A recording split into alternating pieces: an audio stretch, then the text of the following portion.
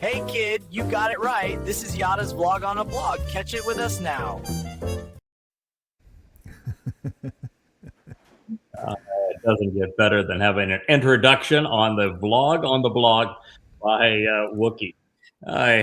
Good morning. Kevin, how are you this fine morning? Morning. I'm doing well, Good. Great weather here in Missouri. What is the temperature in Missouri? We're 75 today. Wow. We're not much warmer than that, even here in the Virgin Islands. I bet we're going to peak out at about 85 or 86 today, so it's a little nippy in the air. But wow, for you to be in the 75 range, that is impressive for the state of Missouri. Right. A low of 19 tonight and then a high of 30 tomorrow. So we'll have you on the downside. I think it'll get to a really, really nippy 74 here at night. What we're doing here is our 4th edition of the vlog on the blog. It is an innovative idea. It is to combine what you witness if you go to YouTube, for example, and you will see ours and many other vlogs. We do between 1 and 2 hours of live streaming vlogging every day. It appears on probably a dozen social media channels, but YouTube is the prominent vehicle that most people watch vlogs, which is a video presentation. We have a couple of fellas or a couple of gals talking as we're talking right here, Kevin. But there is also on X and on Facebook, and really other places as well, like Instagram, TikTok. They're driven far more by a blog, which is typically an image and some copy, not a lot of copy about that particular image, because, well, people have lost the ability or interest in reading, and you get more than about 10 words into it and you've lost them. So we're going to blend the best of these worlds together here in our 4th edition. It is Wookie sponsored, called the Vlog on a Blog. And so here we're our very first image. This is a presentation I believe was done by my wife. If not, it was done by the YadaYahowah branding team. And there are so many spectacular images and graphics in this. I just love this roadway to the light. It's kind of here begins with the human soul, and it's going to have what I think is one of the great images I've ever seen for what we do, which is to have the books open up as birds that fly out of those books as the source of the tree of knowledge, and ultimately you're walking through time into a timepiece at the end of it. One is the tree of knowledge, up an ascending stairway that turns into the silhouette of a human profile. There are some really spectacular images that tell a story in this. So let's go ahead and play it, if you wouldn't mind, Kevin. Gotcha.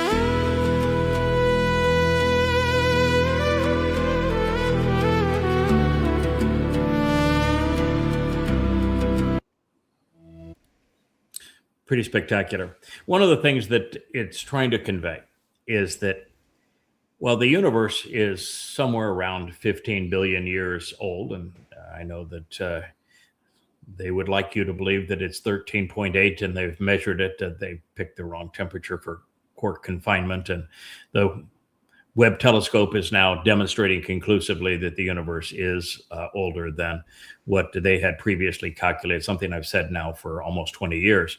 But over that period of time, we only have mankind with an asama, which is a conscience, for 6,000 years. Yeah. And we are just 7 years and 9 months away from the end of time as we know it. Literally from the end of time as we know it. Yeah. There will be a continuation from that point on. We'll have 1,000 years in Eden, and then we enter the 8th octave, where we go off and explore the universe.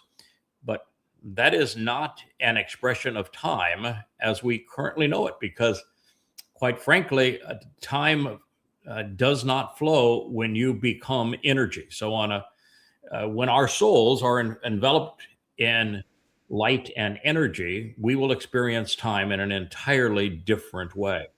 So on the experience that we have now in this ordinary flow of time, up to the time that we are admitted to Gan Eden, and a lot of these pictures are trying to show you that. That's why the image goes to the garden here. This road leads to the garden. We're being invited back to Gan Eden on Sukkah in 2033, year 6000 Yah, October 7th. And so you've got, well, less than 8 years to come to understand who Yahweh is, what he is offering, what he expects in return. The best place to do that is here as part of the YAHOWAH vlog, or the vlog on the blog, or the blogs at our various social media outlets. But most importantly, go to YadaYahowah.com, where you can read the 35 books that explain what God is offering to us and how to capitalize, because you're going to have to read diligently now to catch up, because there's just so little time remaining. So let's just play it one more time with all of that thought in place, and we'll move on to the next image. Gotcha.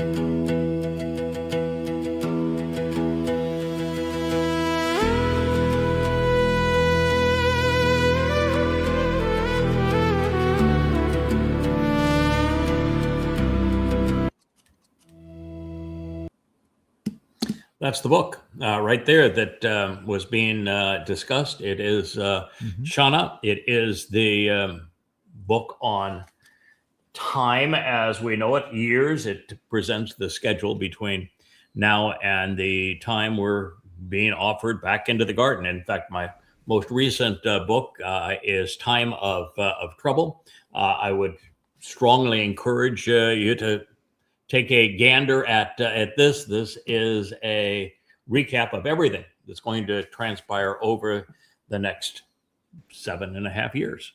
So no one will be caught news today, as you say. Pardon? Yes, tomorrow's news today. News today. Yeah, delivering tomorrow's news today. This is one of the services we are providing here on the vlog on the blog. I'll let you go to our next. Thank you.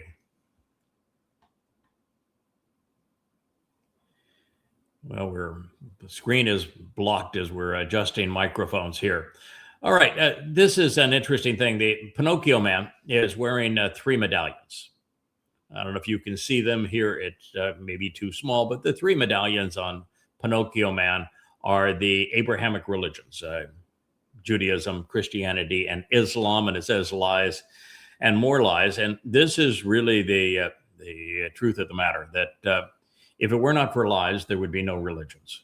Religions are all based on catastrophic and debilitating lies. Judaism, the lie is that an oral Torah was given at the same time that the written Torah was delivered. And that is just not true. The Talmud is strictly a man-made device, and it is in many, many ways contrary to Yahweh's instructions, and that over the years, rabbis have just gone crazy with their rules and regulations and their interpretations. And there's really no group of people more dangerous to Jews than rabbis. Yeah. And the sad thing is that if we're not for rabbis, there would be no Christianity or Islam. Rabbis trained Paul to cherry pick passages out of context, misrepresent them, twist them to his liking, and to lie to people, deceive them on that basis. That is the essence of Christianity. And the Quran literally does not exist if Muhammad had not been allowed to purchase Talmud readings from the rabbis. The reason that Islam is a religion today is that Muhammad bought Talmud readings from the rabbis. So as you are bludgeoned by the likes of Alaska Flood, and will be bludgeoned again by Alaska Flood 2.0, You can thank the rabbis, otherwise there'd be no Islam. So it is it's a pile of lies. We are exceedingly anti-religious here, and that is because God despises religion. Yeah, this little puppet guy has his backup as well, politics and religion. So he's got the flags on his shoulder. So those things go hand in hand. You know, they want to talk about separation of. They do. It's God is also opposed to politics. In Samuel, he delineates the consequence of people, particularly his people, rejecting him and choosing to go the political ways of the Goyim when they chose Shaul, and they said specifically that we want a king in the same way that the Gentiles have one to rule over them. And Yahweh came up with the 12 points initially. It says, if you choose to go this way, these are the things that will happen to you forevermore, because you have chosen to reject me.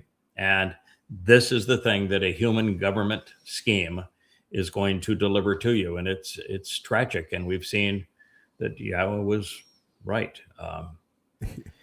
And for the most part, too, when you get into monarchies, as are prevalent throughout the Islamic world, what you find is they become criminal enterprises. They're personal estates. And that's what God said, is that people who are empowered are going to rob you of everything. They're going to tax you. They're going to take your produce, and they're going to take your sons, and they're going to deploy all of this as weapons of war to conquer other people and to ensure that you can't revolt against them. And they will then bribe an inner cadre of people as priests and as generals to support their confiscation of power, their ability to control you. It is a terrible thing, and God is absolutely opposed to religion and politics. And I remember the first time I read that translation of Shamuel. It was stunningly accurate about the taxation and giving it to his friends and sending your sons off to his wars. You know, it was like, wow. Yeah, it's exactly. That's where we find ourselves.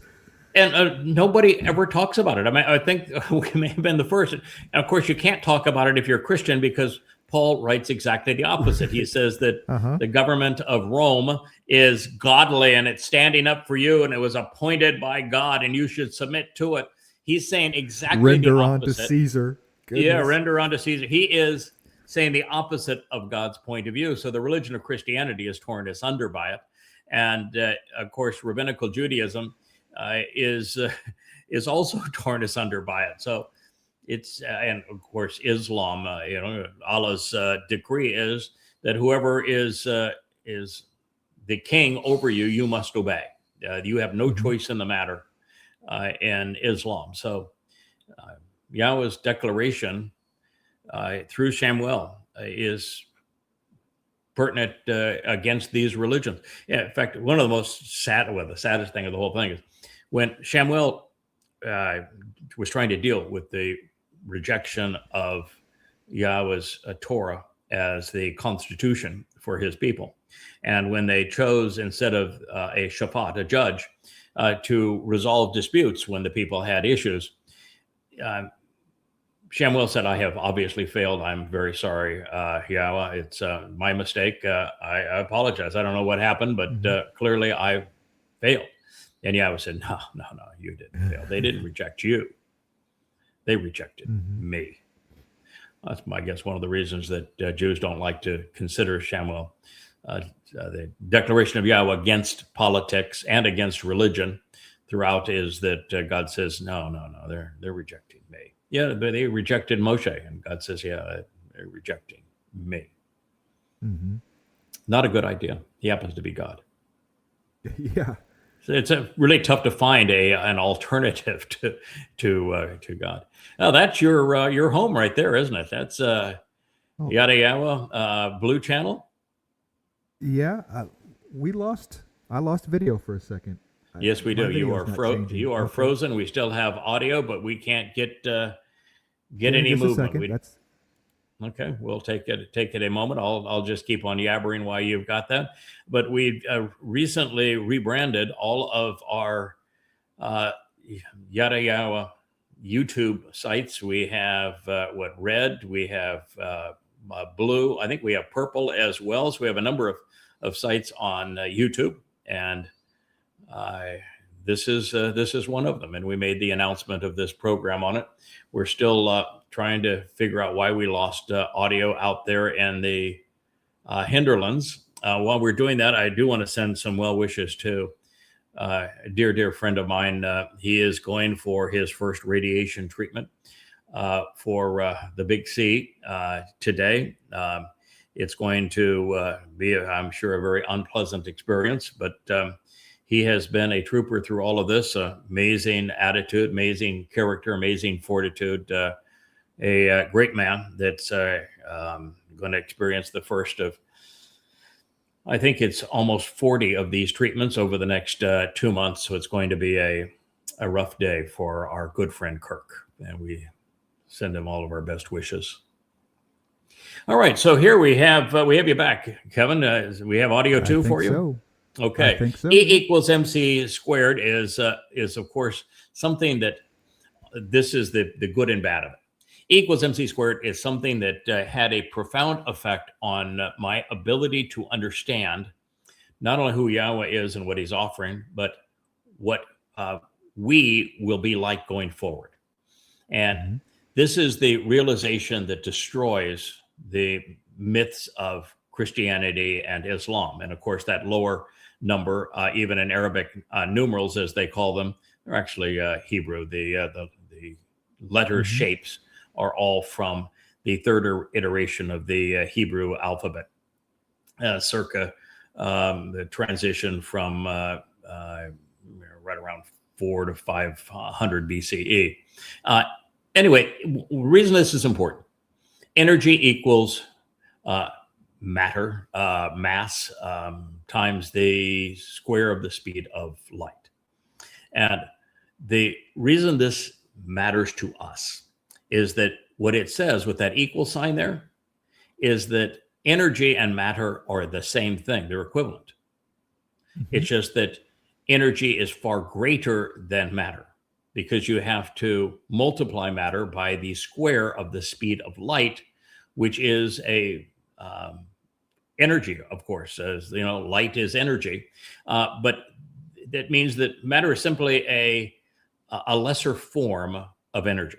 So once we are transformed, once Yahweh has taken us out of these physical bodies, because the physical body is a total liability. That's why the Christian myth of God being a man is absurd. That's why all of God wouldn't fit into our galaxy, much less our solar system, much less this planet, much less a man. It's the dumbest idea ever that you're going to make a God a man. It's just utterly stupid.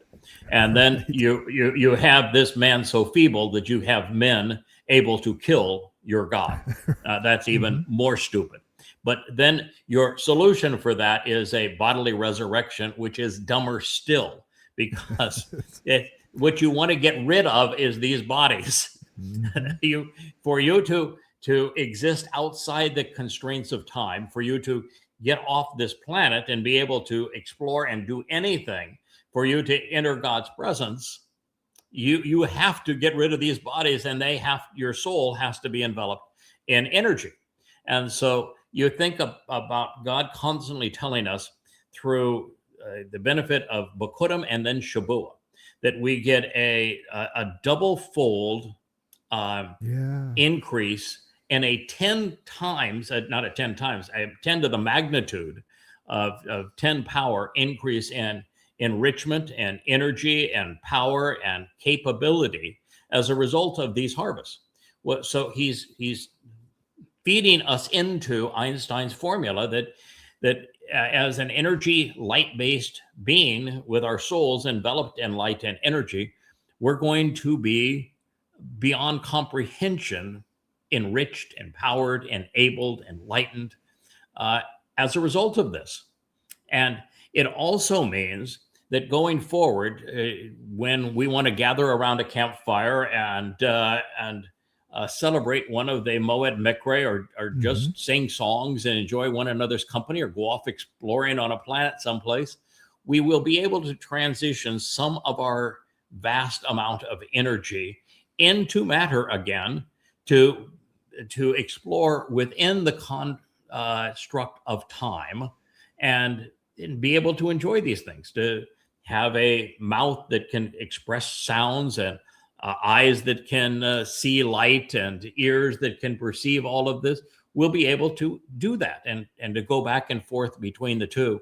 It provides an understanding of what God is offering that so vastly exceeds what the religious perceive. And it's the exact opposite, of course, of what the religious are perceiving. Then at the bottom, what you have is that a jihadi man who murders for Allah is evidently rewarded with the 72 virgins. Now, by the way, there isn't a single Quran statement or a hadith that equates 1 to 72. Not one.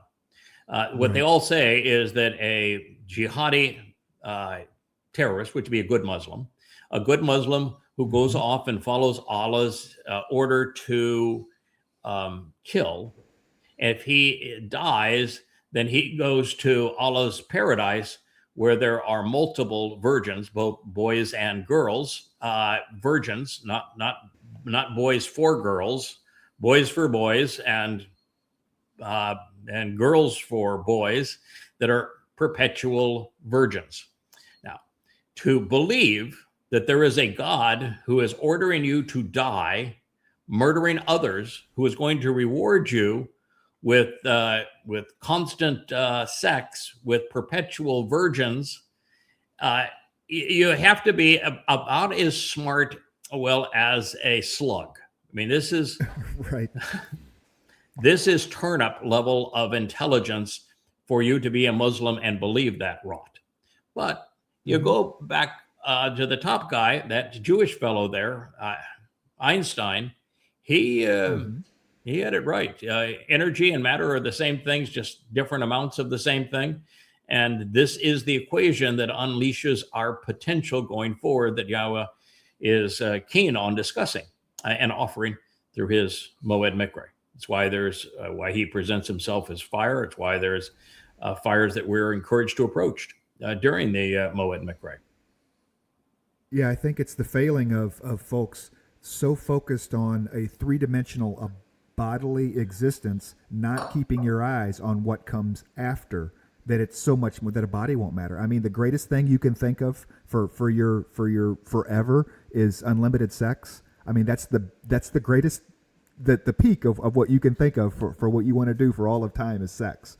You know, when I think those of us that are a little higher brow, I guess, are what, you know, we're getting out of the body. I don't want the hormones that go with the body. I don't want the things that go, you know, so I can go do what comes next. A focus on what's beyond this, you know, and it's beyond all of that. Yeah. Certainly, I've got nothing against sex. I think it's highly recommended, but it isn't the epitome of all things. It is a wonderful expression of love,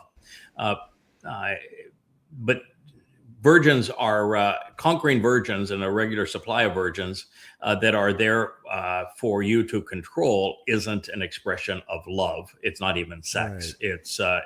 It's the oppression of women by men being promised eternally. And of course, it's just stupid. The better realization is that with all of the talk of Elon Musk and us becoming a multiplanetary species, never going to happen. It's absolutely impossible. And there's lots of reasons for that. The earth was specifically created such that it was conducive as a protective enclosure for life. And it is the only place that we have ever seen that is so designed. And because of the vast distances that are involved and the toxic nature of something outside of the magnetic shield of this planet and the atmosphere of this planet and the perfect gravity and temperature and all of those kinds of things in the atmosphere, we are never leaving this planet to live anywhere else. We are never going to send men to live on Mars.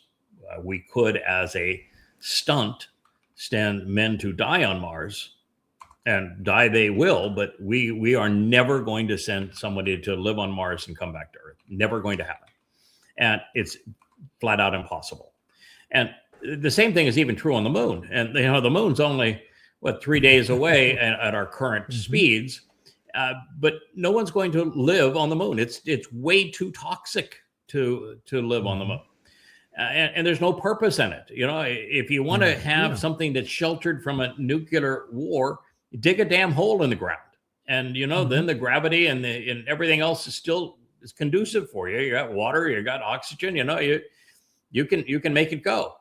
But the next star, the fastest we have ever traveled in a human device, not even with men aboard, just with a robotic device, it would take 70,000 years. 70,000 years to get to the nearest star. Right. Humans are never going to visit the next star. And the next star is, they're red dwarfs. It's a trilogy of stars that kind of dance around each other. Alpha Centauri, Proxima Centauri. And they're red dwarfs. They're way too volatile and too underpowered as stars to have a planet around them that is conducive to life. So you're just never going to get there, ever. So you might as well accept Yahowah's proposal. He has a proposal that can take you to the entire universe with E equals MC squared, because when you understand that the cosmic speed limit is the speed of light, nothing can ever travel faster than the speed of light. Impossible. And it is the governing force of the universe is the speed of light. He's right. That C is the governing factor of the universe. And there is no warping it. There's no wormholes. You're not going through a black hole and coming out the other side. It's just utterly stupid. It's the stuff, you might as well be religious if you're going to believe that kind of stuff. But the beauty of travel through the universe, when we become enveloped in that E energy, is that, do you know how long it would take for us to go the 45, let's just say that with the edge of the known universe would be approximately 45 billion light years from wherever you are, because that's really all we can perceive. But how long would it take you to get there? No time at all. No time at all. Yeah, a photon of light experiences the same moment that it left that star. It is still in that moment when it reaches us, 40 billion light years thereafter, or in the case of the universe as we're proclaiming it, 13 to 15 billion light years thereafter. It's right. So speed is time, is distance over time. And if time simply exists, then you can travel any distance in no time. And so that's the only way we're going to be able to get anywhere. And as energy, then we can survive in any environment and don't need the bulk of a spaceship, which can never be accelerated to the speed of light.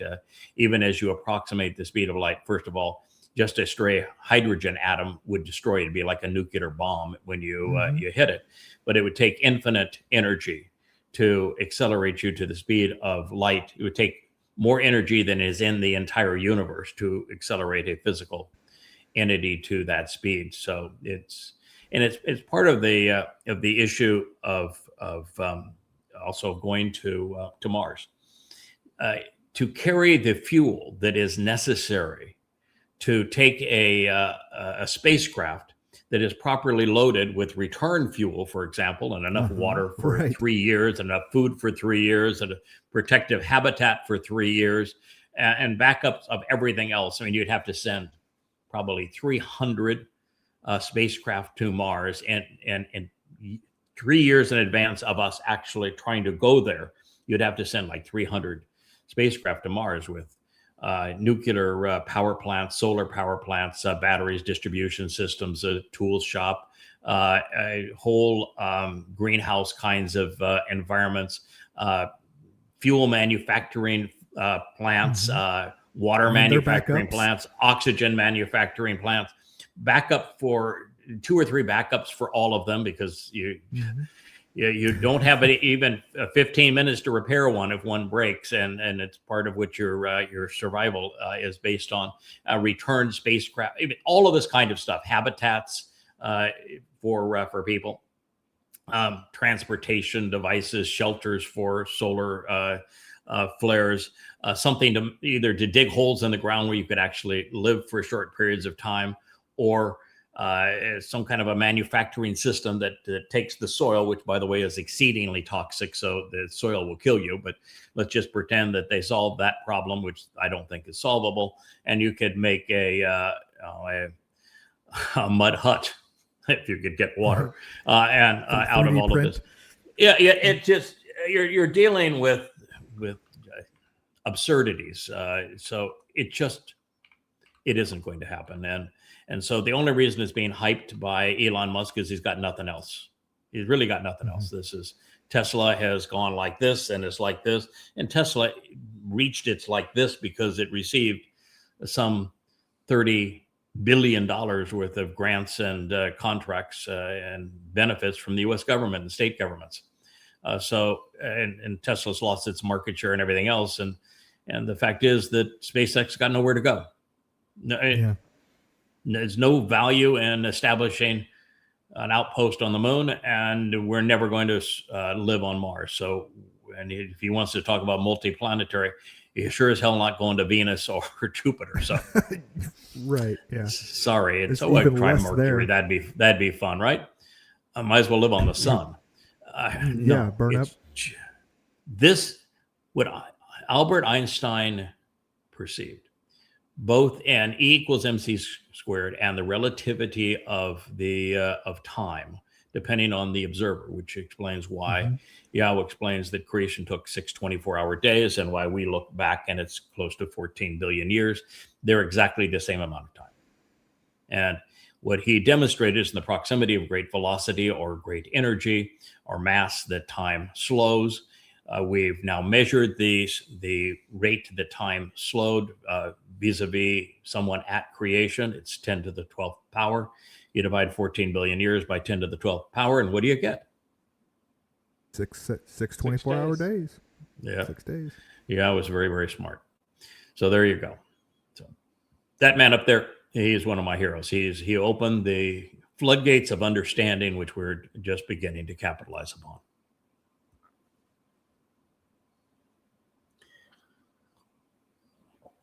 So why do you think, Kevin, that I have posted something on Greenland? Greenland? Yep, that's Greenland right there. Yeah, it's the 51st state. That's the dumpster. That is correct. You know, we have forgotten because of all of the utter stupidity of Donald Trump. I mean, blockading Venezuela and his continued disastrous flip-flops regarding Ukraine and Russia, his ICE Gestapo harassing Hispanics, his total violation of the U.S. Constitution. We have this tendency to forget his initial idiocy.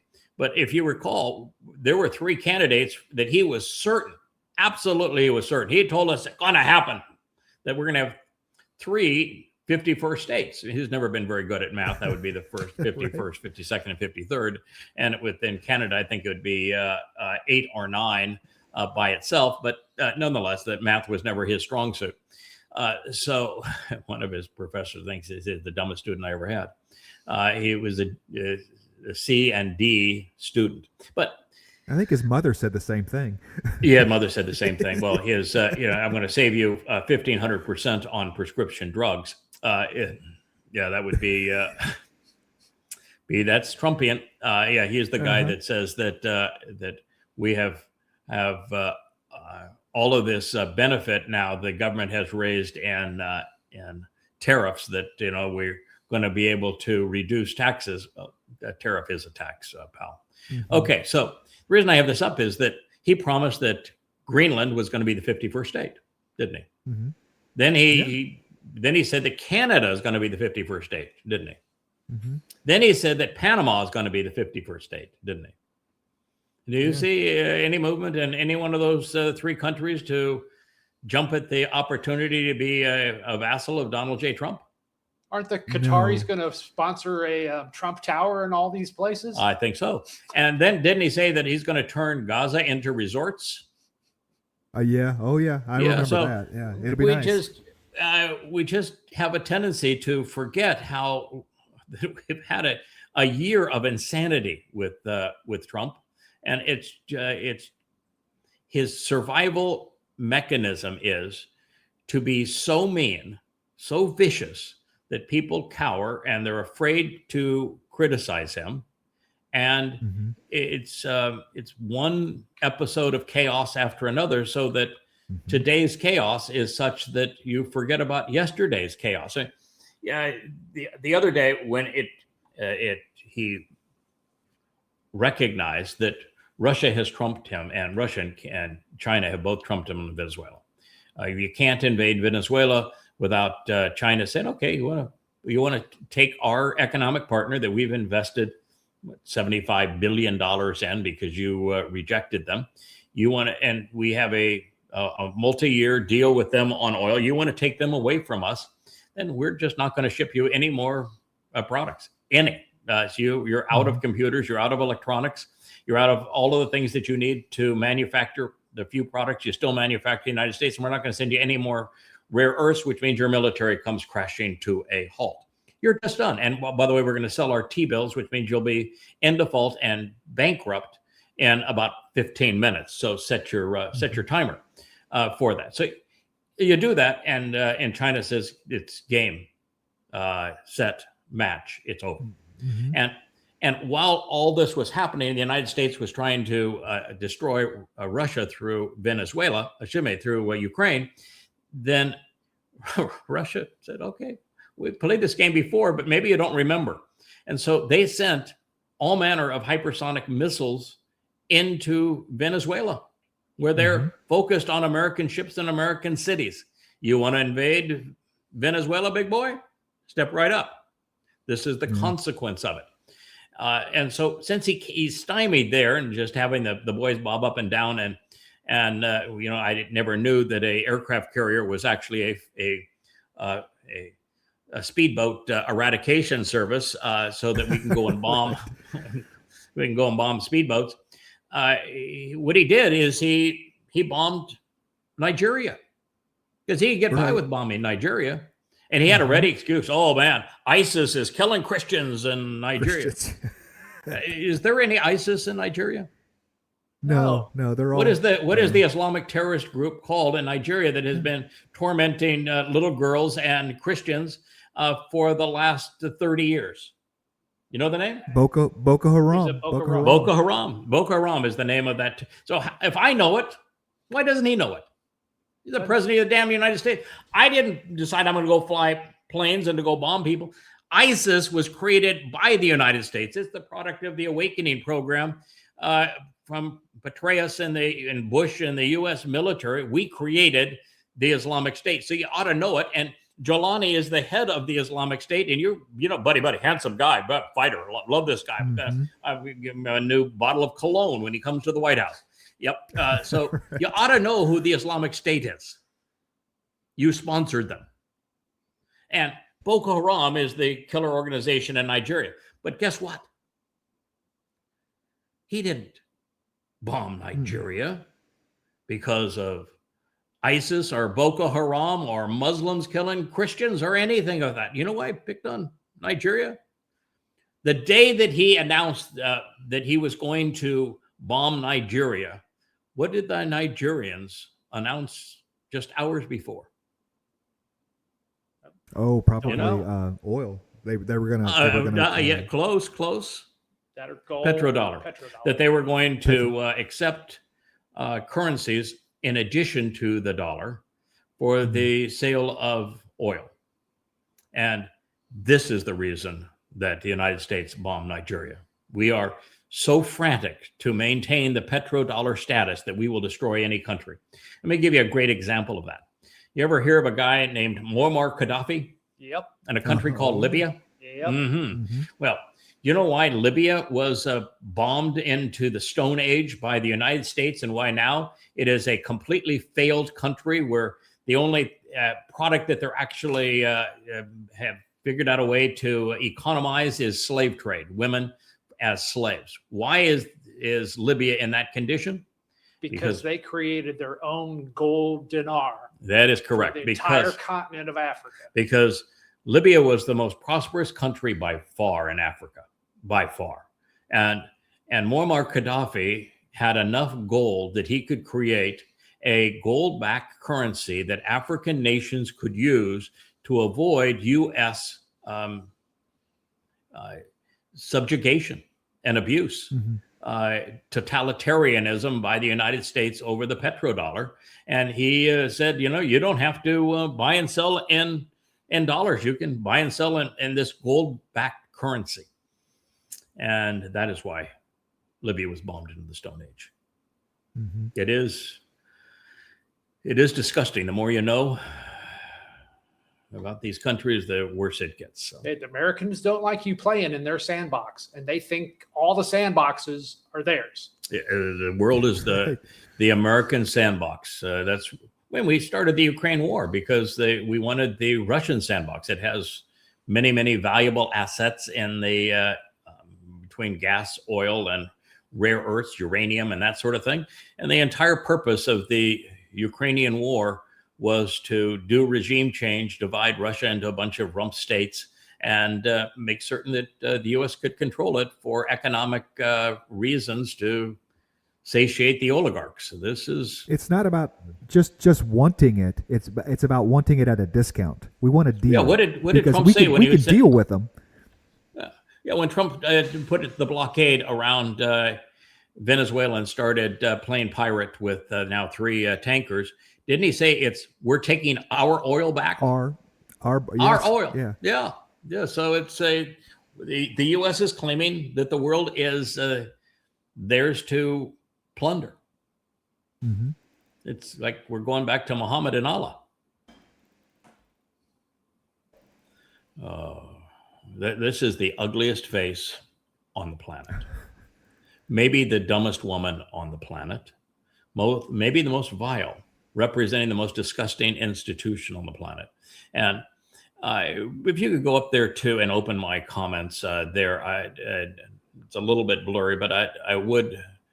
I guess it's another one maybe that I may have done this on, but it is my view that the UN is the now as useless as the CIA, as the NSA, as counterproductive as MI6 it's become a totally reprehensible organization maneuvering behind the scenes to control and plunder the world, particularly if they can destroy Israel. I had a friend of mine the other day. I was having dinner and they were applauding the prophetic announcement of a terrorist state carved out of Israel. And I said, you don't ever utter that in my presence, and you should be ashamed that you even said it. But that is the principal goal of the UN, is to obliterate the state of Israel that they had a hand not in creating, but reestablishing after the Holocaust, because the British did such a disgusting job with the Balfour Declaration and reneging on every promise, and the Muslims were so vicious towards Israel. But the UN now is nothing but an anti-Semitic, anti-Israel terrorist organization that is populated by revolting morons like this one and the head of their international criminal court. It's just a bunch of jackasses. And to this point, my only question to this lady is: does she know where the only place in the world where the UN exists? I mean, where what exists where the UN exists? It literally, on paper, it's all over, but it only has one little bitty piece of dirt that we gave them in New York, and so Correct. She wants to isolate the United States Okay, then where's the UN going to meet? I mean, are they going to move to Belgium? Are they going to pick up their big building and move to? I mean, actually, Belgium is a vassal of the United States because we put our SWIFT trading mechanism there, Mhm. and we manipulate world currency and world economic order through Belgium. So Belgium is a vassal of the United States. Europe is a vassal of the United States. You know what we just did? When we dictated to the Germans that they could no longer buy cheap Russian gas, which they were paying about 25 cents on the dollar, maybe 20 cents on the dollar for Russian gas. And it ran their economy. It was what made Germany the economic engine of Europe. And we not only told them you can't do that anymore, and they were a vassal of the U.S., so they had to say, okay, we're not going to buy cheap oil. We said, you have to buy our oil, which we charged them about 10 times more for than they were buying the Russian oil. Then we blew up the Nord Stream pipeline so they couldn't renege on the deal and denied that we did it. But that was Biden that did that. And you know what we finally done? We bankrupt Germany. You know, the contract with Germany has always been that their businesses would always offer employment in Germany to Germans. They are now shutting down the last of the Volkswagen plants. Volkswagen is the leader producer because of all of the various brands that they own. They're shutting them down one after another. The German automakers are shutting down, and BASF, the great chemical manufacturing company, probably the number one industrial company in Germany, doing the same thing that Volkswagen is doing, moving out of Germany and all German jobs. Guess where they're moving? China. China.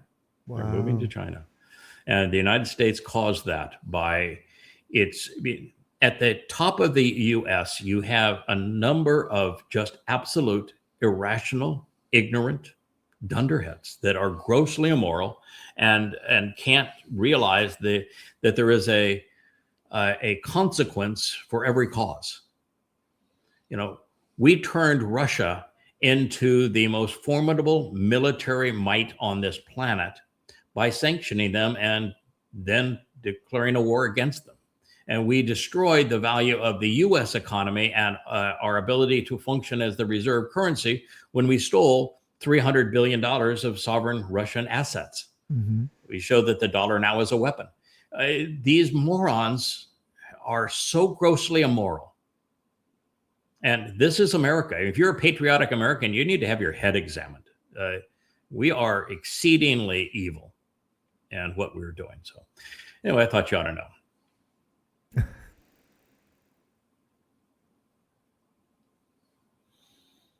I happen to like this image. I think this is one our good friend Matt is created on this particular case. But it is true that the books of YadaYahowah, like this, the books of YadaYahowah have become the tree of knowledge. It is something that Yahweh knew was going to exist 6,000 years ago. He wrote of it.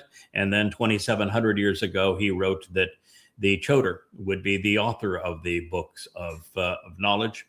And if you want to find your way back to God, that is the way. Oh, I just get a kick out of this. Do you know why we're going back to the moon? After more than 50 years, why are we going back to the moon? You know? The only strategic thing I can think of is to keep China off the moon. But other than that, I mean, I don't know what their excuse for going back is, but no, we're not going to put weapon systems on the moon, or maybe the purpose of the Trump battleships will be, you know, to circulate the moon and have the big guns shoot down those godless Chinese as they approach the moon. No, we are not going to restrict the Chinese from having bases on the moon, and I'm not even sure the Chinese want to have a people on the moon. I think they want to mine the moon. There are some things on the moon that would be very, very effective in terms of energy production going forward. I think it's a very unique form of hydrogen, but memory slips me at the moment. No, the only reason we're going back to the moon is because just as in the 1960s, the U.S. decided that it couldn't allow those godless commies and the USSR to beat us again, because they put up not only Sputnik as the first satellite, but Gregorian Yuri, as the first man. as the first. Yeah, you're on first name basis with him. I don't know him that well, but you must be older than me. I don't know. But anyway, you had to put on Yuri around the Earth. That they beat us, and it was embarrassing for the United States because it was capitalism versus communism. So JFK, who I actually like, I think he's an interesting fellow, a pretty bright fellow, by comparison to the current inhabitant of the White House. He was brilliant. But he wanted to prove that America's capitalist system was better than the communist system. So he came up with the idea we're going to put a man on the moon and bring him back safely to the Earth. And that decade, and in 1969, we actually did that very thing. And then we went back like 7 more times, and people just go, oh, right. What's the point of this? It got so boring that one of the guys brought a golf club. Probably the dumbest thing he probably could have done, but brought a golf club up to the moon. I like golf, but I'm not paying for a round on the moon.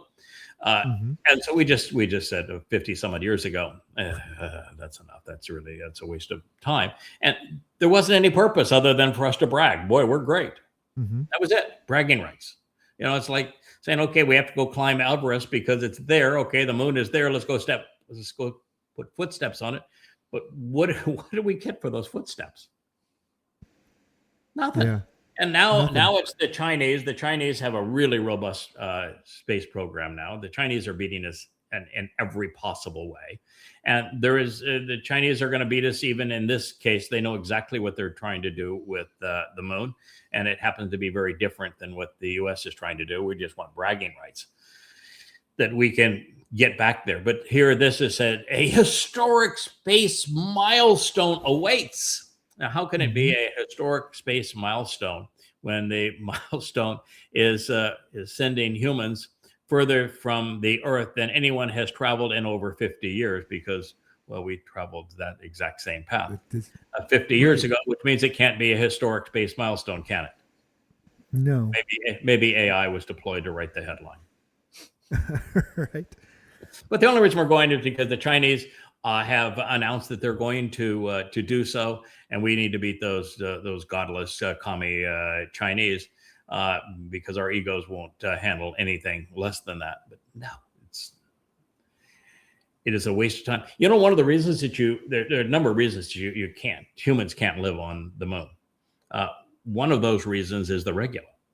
It is electrostatic and so sharp that you can't get it off of your apparel. It destroys everything. The electronics, the aluminum that shields these things, their spacesuits everything gets torn to shreds with this regula. And it's electrostatic, which means you can't get rid of it. And an astronaut to breathe it, it's deadly. And it's contaminated with all modes of toxic material. And so the regula alone is deadly. And then to be on the moon, the only way you can survive on the moon is in a cave. Or you have to build your own cave because of the cosmic radiation. So what's the point? And no matter where you're on the moon, you're going to have 14 and a half days of total darkness where you can't generate any energy. How are you going to survive that? Whoops. So what's the point? We are foolish, us humans. God has offered us a way to get off this planet, and you can capitalize on it by reading the books of YadaYahowah. Join us on the Shabuah harvest if you're really diligent between now and then, or you can be among those who gets a second chance at Eden, and we will equip to over 1,000 years to prepare you for this opportunity. But you have to earn Yahweh's trust, and that means you need to listen to him, be observant, and engage, being productive in his sight to ever have this opportunity to go to the moon like this or any place else. I happen to be fond of the moon, but and I may go there someday, but not in a spacesuit. No, no. There's a, like you said, I think that when you see everything that the universe has to offer, that our own little, rock right outside our own backyard is okay. Yep, I was here, and then you move on. You know. This is going to be home base for us for, I think, actually, many, many hundreds of billions of years. Ultimately, this universe will die of entropy. Everything will go out. And so God is going to create a new universe long before that happens. And we're going to get off and have an opportunity to explore this one. And there are clearly the opportunity to create the estimate was, as of a month ago, that there's 2 trillion galaxies. It was 2 billion galaxies not long before that, but now it's 2 trillion galaxies. And the most recent analysis of Webb's photographs is that, it could be more like 4 to 40 trillion galaxies. And that's only to the threshold that we can currently perceive. So there's a lot of opportunities out there. This is just a simple statement. Actions speak louder than words. You can apologize all you like, but if your actions don't change, your words are meaningless. With YAHOWAH, it is that your actions speak as loudly as your words. You have to be right with your words. But if your devotion to engaging and working on behalf of YAHOWAH does not follow and is not consistent with your words, if you are want to have words which are mixed with truth and lies, and then you go and you say, well, here's my site, and I'm going to hide that site, but I'm going to have another site that disparages things, but you just can't do that. You can't be like Adam was in the garden, where you don't engage. So God is very much into talk the talk and walk the walk. And I don't think there was anybody that exemplified talking the talk and walking the walk more than Moshe and Dod. But that is what's required if you're going to engage with God. You got to be able to talk the talk and walk the walk. And you can't talk the talk unless you've listened to YAHOWAH and closely examined his testimony for a very, very long time and have been exceedingly thoughtful about it. Yeah, you have to know the material before you want to get out there and start mixing it up with people and trying to help other folks, because you're not helping. Being from the show me state, I can understand this action speak louder than words. I kind of grew up with it and live it. That you will always know folks by what they do and not what they say. So I can definitely get behind this understanding. Yeah, a lot of hypocrisy out there with the people who say one thing and do another. That happens to be the nature of religion and politics, by the way. Yeah, this is another just a galactic theme. This is fairly amazing scenario where there would be galaxy upon galaxy that is all strung together in kind of a free form wave action, if you will. I don't think that's not a chain, because a chain you would have to have the closed loops, but it is a waveform. And to think that there are galaxies out there that are interacting with each other in a waveform. This one, they say, it stretches over 13 million light years. 13 million. The nearest, again, to put in perspective, the nearest star to Earth is 4 light years away. And it would take us at our present highest travel speed 70,000 years to get there. And this little thing out here, this little wave of galaxies stretches over 13 million light years, right, from one end to the other. It is one of the things that is very unique about the Milky Way, which is what we call our galaxy. And that's because it appears that way in night skies, is that it is in a bubble. There is nothing near the Milky Way. And these are all interacting galaxies. If you are in a galaxy that is near another galaxy, which is the majority of galaxies.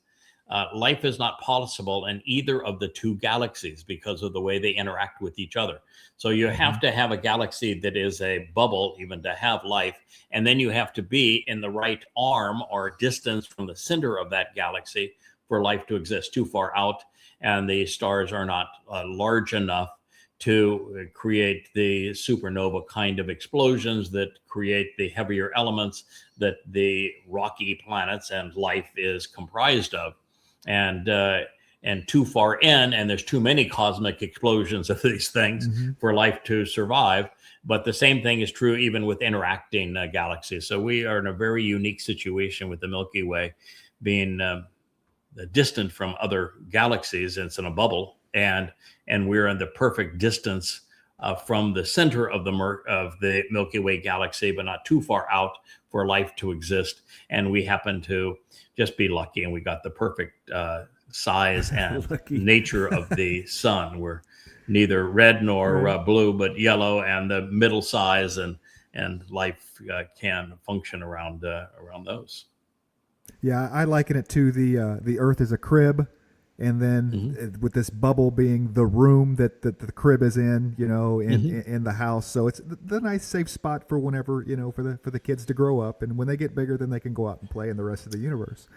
Yeah, my view is just go ahead, finish your thought. Oh, this free form. I wonder that if it only appears free form from our perspective. Maybe it's more of a double helix formation or something like that we're just so close to it, or the angle we're able to perceive it at, that it's probably not a free form, that it's not something that's just happening. I think it's something that has a definite purposefulness to it, that waveform. Think for a moment how far that has to be away for us to first see it through the Webb and infrared. I mean, the reason that Hubble doesn't see these things is Hubble is receiving visible light, and that's just a tiny percentage of the light in the universe. Most is infrared. So Webb was designed in infrared. For Webb to be able to picture that, think about how, and that is a photograph of something that is over 13 million light years in length. How far does that have to be away from us? I mean, we're talking about in the range of many, many billions of light years away from us. And therefore, what you're looking at doesn't exist.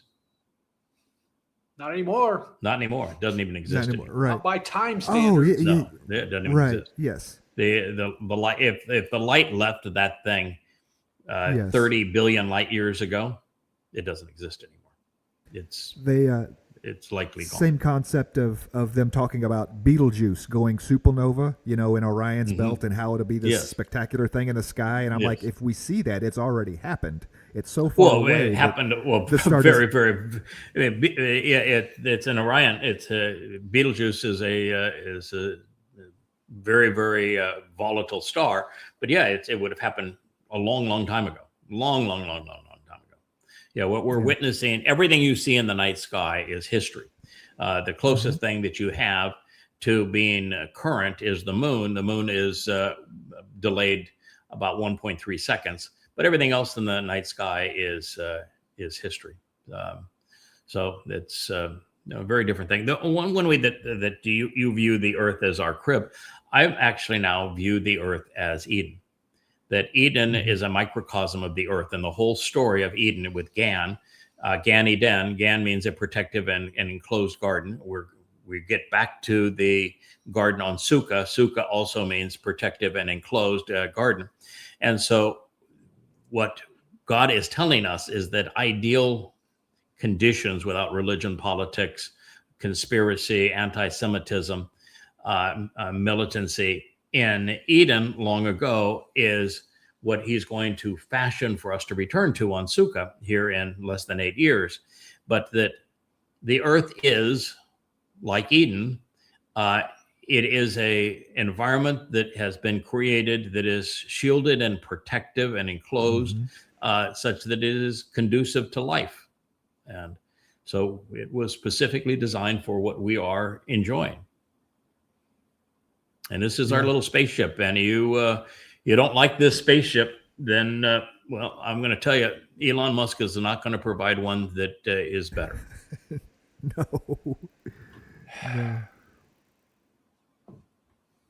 He's, by the way, getting a God complex. He has now said that that the SpaceX, his new spaceship, is equivalent to the conception of life on the planet. Oh, I saw that post. Yeah. Yeah. That, Boy, he's getting a little it's big for his important. britches, I'll tell you that. Mm-hmm. This is interesting. So CERN is now publishing what God said to us. Now, he revealed this 3,500 years ago, but he would have made the announcement regarding this 14 billion years ago. So CERN physics has just discovered that fragile matter, and matter is fragile, forms after the chaos, not during the chaos. Now, this is part of our difficulty, scientific difficulty of trying to age the universe, because prior to the existence of matter, which is a form of energy, a diminished form of energy, prior to the existence of energy becoming matter, time simply is. It cannot be measured because it does not flow. So you cannot age the creative aspect of the universe prior to matter coalescing from energy, because matter, when you become a material being, time flows. Prior to that, it just simply exists.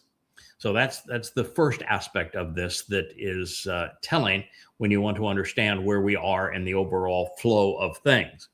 The second is that YAHOWAH specifically said that when he released light into the universe, it was chaotic. Tofu, Kofu, it was chaos was everywhere, and chaos has to be everywhere because there has to be random opportunities for different possible outcomes. There's no free will without chaos, and so he says that there was chaos, and then following the chaos, he begins to describe the formation of matter. And so his view, YAHOWAH's description of what he said during the creative narrative is that this very thing, that first there was energy. This was in a very chaotic form. And then after the chaos came matter. And because matter really is organized energy. Matter is organized energy. It's a different form. It's energy in a different state.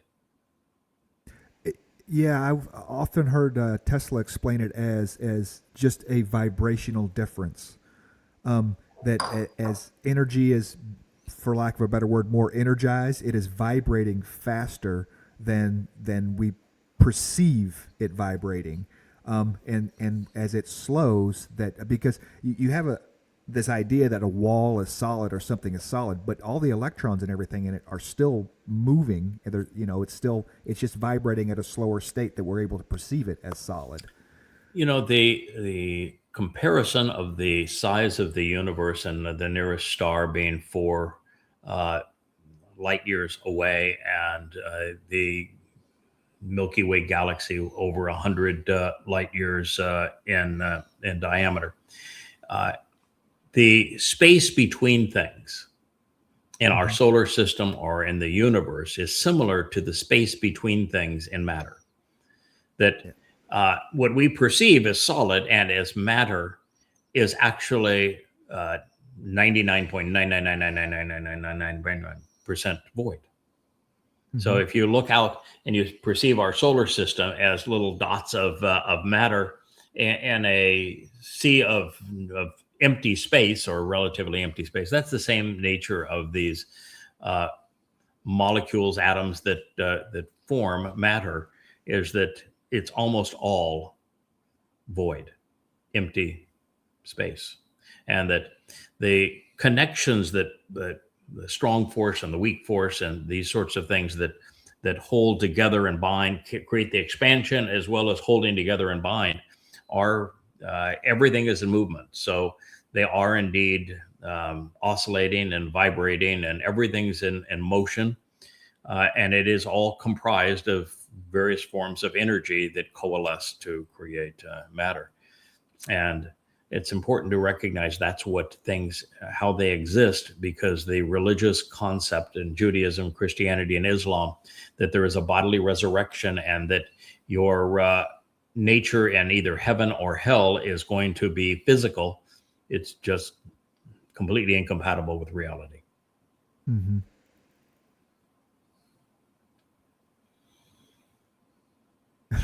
Say no, flipper. I'm suggesting here that the blowfish is the gateway drug for the dolphins. Yeah, I don't know how many people know this, but it is true. Dolphins are really a lot of fun. I've swum with dolphins in the Florida facilities where, you know, they have dolphins that you can ride and play with for hours on end, and you pay for the experience to be, you know, 2 or 3 people, a family, playing with dolphins for an hour. And I've done that, and that was really fun. But the thing that I've done with dolphins that is even more fun is I've gone off, sometimes you see Buck Island when we're doing the ocean studio out there. Gone out to Buck Island and Cara, which was our yacht, which we've subsequently sold. But when we went out there, many times when we were out there, there would be a pod of dolphins, males, females, and young dolphins that would swim all around our boat. You could jump in the water and you could swim and play with wild dolphins. And they are really inquisitive. They're fun to be around. They're come up right to you and allow you to touch them, and they want to play. They want the interaction. It was interesting that during the time of COVID, when people stopped going out to sea as often and interacting with the dolphins actually brought peace offerings to docks. They would take a fish and throw it up on the dock, or a piece of coral or a sponge, and they'd throw it up on the dock and say, you know, we miss you. Let's have some interaction. But here there is a narcotic that is in a lot of defense mechanisms have this in nature, but there's a narcotic, and the dolphins do pass it around, and they do get intoxicated with the narcotic. So it was be careful. Don't chew on the pufferfish. Don't chew on the puffer. What was the Finding Nemo? It seemed like the sea turtles were the ones that were probably using the most drugs in Finding Nemo. He just had that surfer talk. You know, that it wasn't a real productive sea turtle. Anyway, never thought of dolphins. I was never an expert on Finding Nemo. No. I must have missed that one. Yeah, I do well. It's multimedia. So okay, that's it's nice to be versed in it. The Babylonian Bee. You know, sometimes the Babylonian Bee is very, very good at sarcastic humor, but there's times that you wonder what in the world they're talking about. But anyway, go to your church, you heathen, which I don't know. I don't understand the byline, but the fact of the matter is, there is no book associated with God called the Bible. Bible is from what Hebrew term? You know? Babel. That's correct. Yeah, Babel. It means with the Lord. The Lord is Satan. Babel is the Hebrew word for Babylon, which God tells you to leave, which ought to be a good clue. And it means to intermix and to commingle truth and lies, religion and politics, that sort of thing, to confuse and confound. So Bible is a really, really, really bad term, particularly when you take books that don't belong, like the New Testament and the books that were satanically inspired that are still associated with the books that God actually inspired. Very bad thing, very bad title. So God does not have a Bible. If you're using the term Bible, you are confused and you're confounded.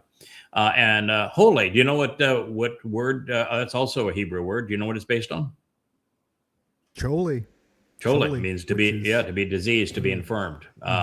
So it means to be sickened by Holy Bible. It means to be sickened by the intermixing and commingling of that which confuses and confounds. So dear to my chest, no, that is exactly the opposite of what God wants. God has a Torah, and the Torah, which means teaching and guidance, permeates his prophets. The Torah is prophetic, and the prophets contain Torah, so he has a singular message conveyed through the Torah and prophets. And he never uses the term scripture, which is Latin-based, and he never uses the term chole or holy unless it is to demean it. And he uses the term Babel a lot, but it's also used in a derogatory tone. So that's a very bad idea. I also said on a program not long ago that church doesn't actually appear even in the rotten Christian New Testament. Yeah. There's no word for church, not even close. Church is not a translation or a transliteration of ecclesia. And the term that used in the Christian New Testament is ecclesia.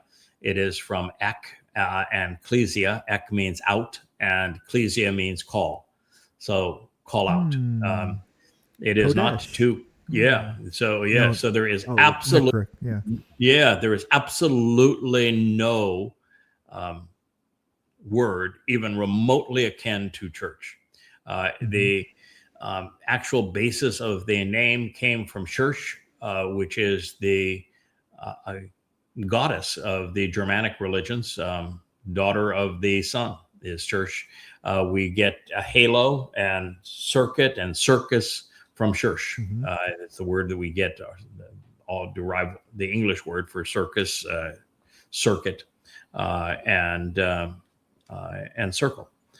Circular reasoning, for example, comes from church, but there is no church, and that line that is so essential to Christianity cannot be found in any manuscript of any one of the books of the Christian New Testament prior to Eusebius and Constantine in the 4th century, which is upon this rock I will build my church. That line does not appear in Mark, does not appear in Matthew, in any one of the pre-Constantine manuscripts dating to the 2nd, 3rd, and early 4th century BCE. And after Constantine and Eusebius, there is just almost no correlation between what was written and what they wanted to promote. But that line, upon this rock I will build my church, was actually written by Eusebius on behalf of Constantine in the 4th century. So that's how far off you all are on going to church and carrying a holy Bible. Every aspect of that is intellectually insane. He just says, That's what we have you as part of this program, Kevin. It's for my. I'm not. Okay. I'll work on my segues a little better. I'll learn how to segue a little better. Segue. Hey, remember back when the Segway was going to be the future of transportation? Oh yeah. Well, they had we had entire security staffs. They bought hundreds of them. Hundreds of Segways. Your security staff. Wow.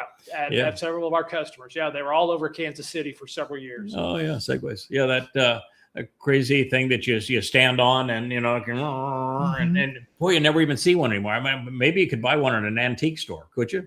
The future of transportation. Oh no, I know they had a lot of broken arms and injuries with them. Yeah, boy. Yeah, they didn't solve that problem, but yeah, Segway. I don't have enough level ground. I don't have enough level ground out here to have a Segway. I don't know that they're good for I tried one. It didn't seem to be superior to walking to me, but there was an advantage of the bicycle, which is that momentum had a tendency to keep you upright. The whole concept of a bicycle was so much better than the Segway in terms of its ability to stay upright.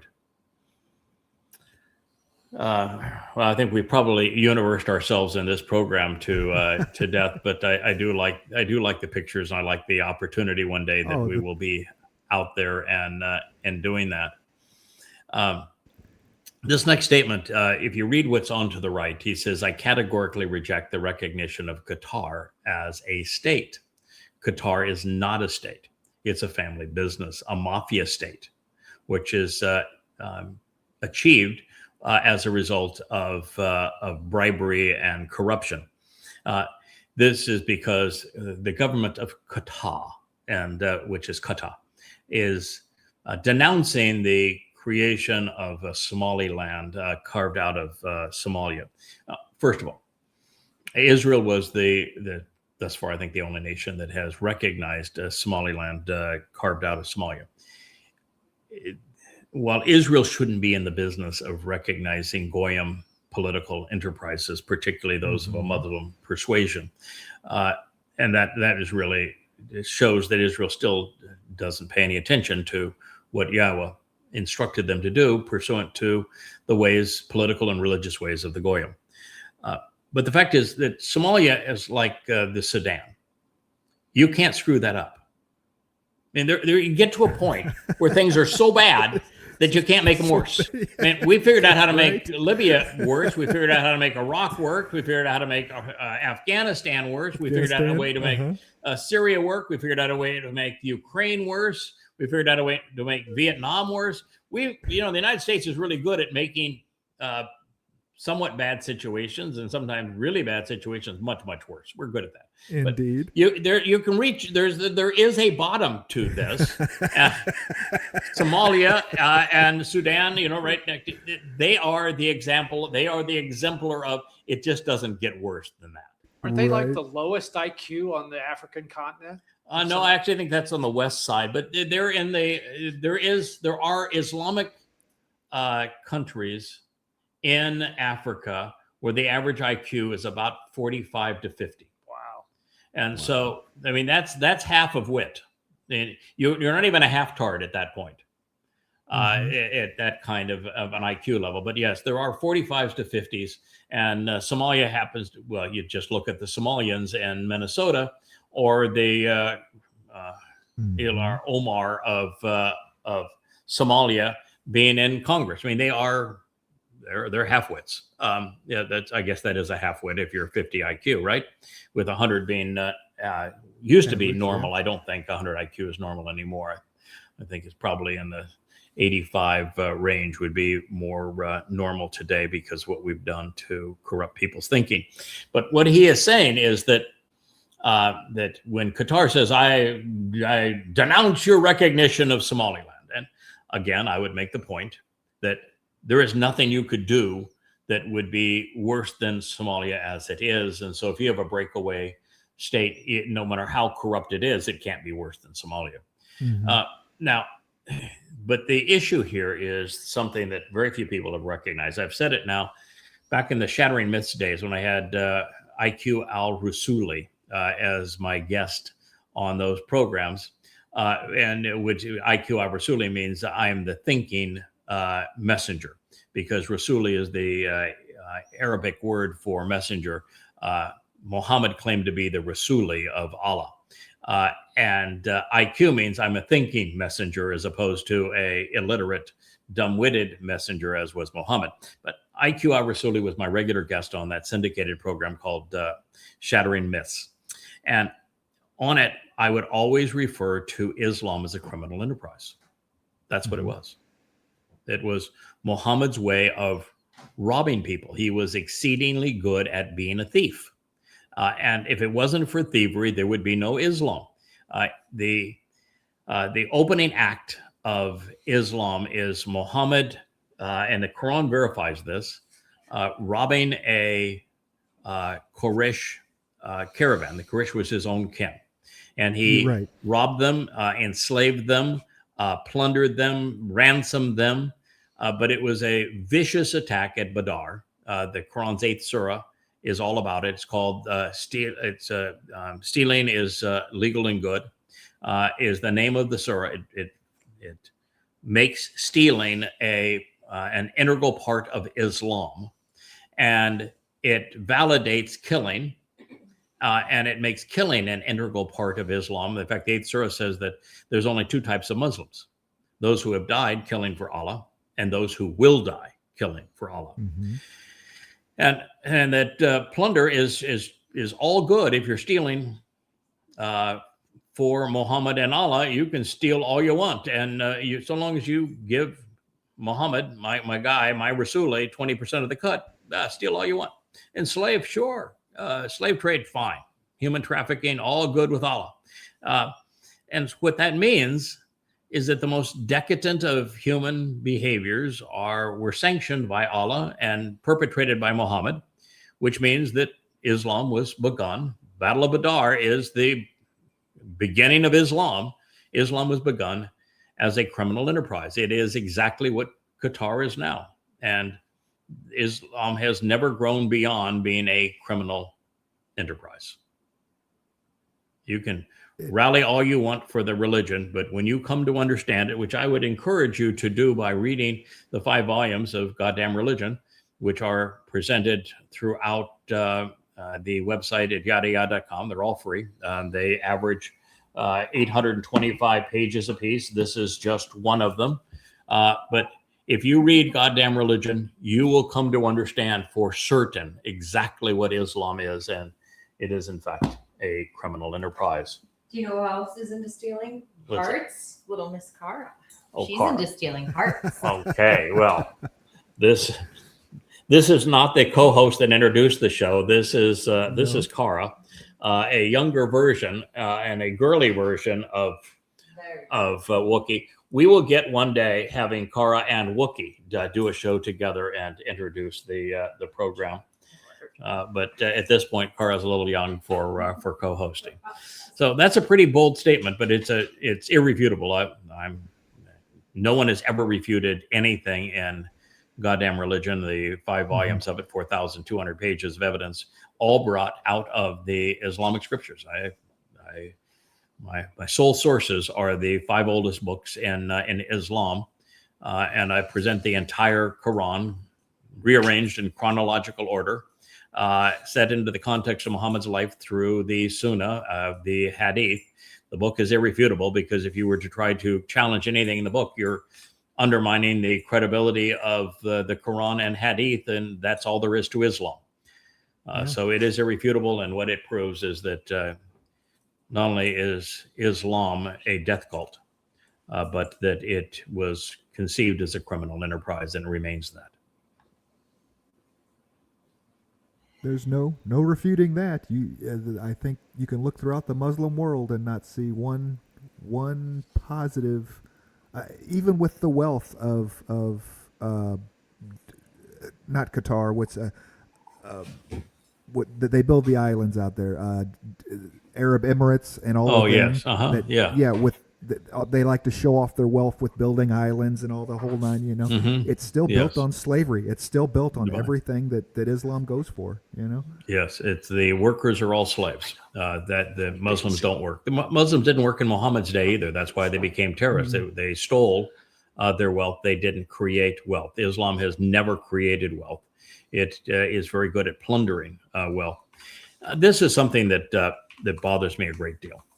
There are so many, and it's now the shrill voice of the Candace Owens and the Nick Fuentes and Tucker Ridiculousson screaming that United States is funding Israel and they shouldn't be funding Israel. America first, death to the Jews.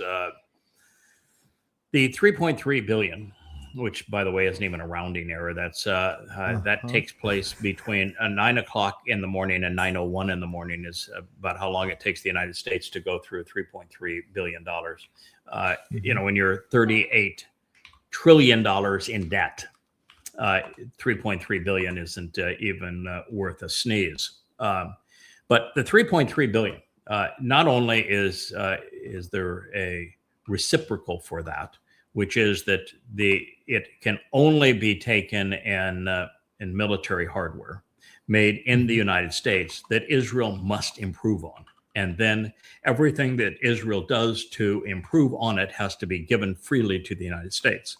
So the R&D, the most effective R&D arm for the U.S. military for this $3.3 billion worth of military hardware, and they're paying for the innovations that the Israelis provide, which are far greater than what we do even in DARPA. Now, but that's not the point I want to make. Do you know why the United States gives $3.3 billion?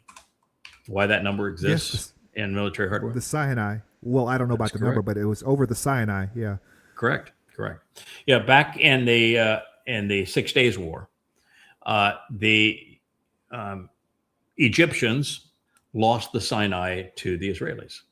And in war, if you have declared war against somebody and you rally all of these your fellow allies to destroy a country, and you've openly declared that this war is to destroy Israel, and you've rallied all the allies around the Middle East to destroy Israel, and you lose because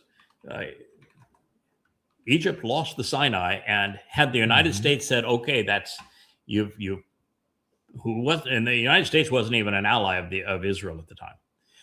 And Israel wasn't using, for the most part, American weapons unless they could buy them on the black market at the time, 1967. The U.S. intervened not to protect Israel, not on behalf of Israel, on behalf of Egypt.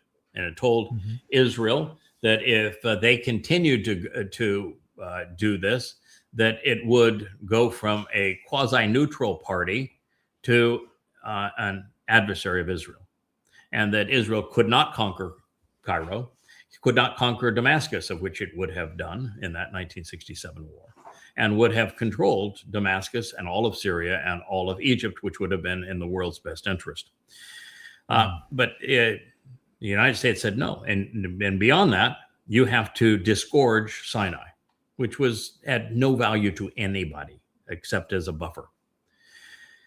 And the reason was that theretofore, Egypt was a client of the Russians. They bought their military hardware from Russia, and the United States, CIA and government and the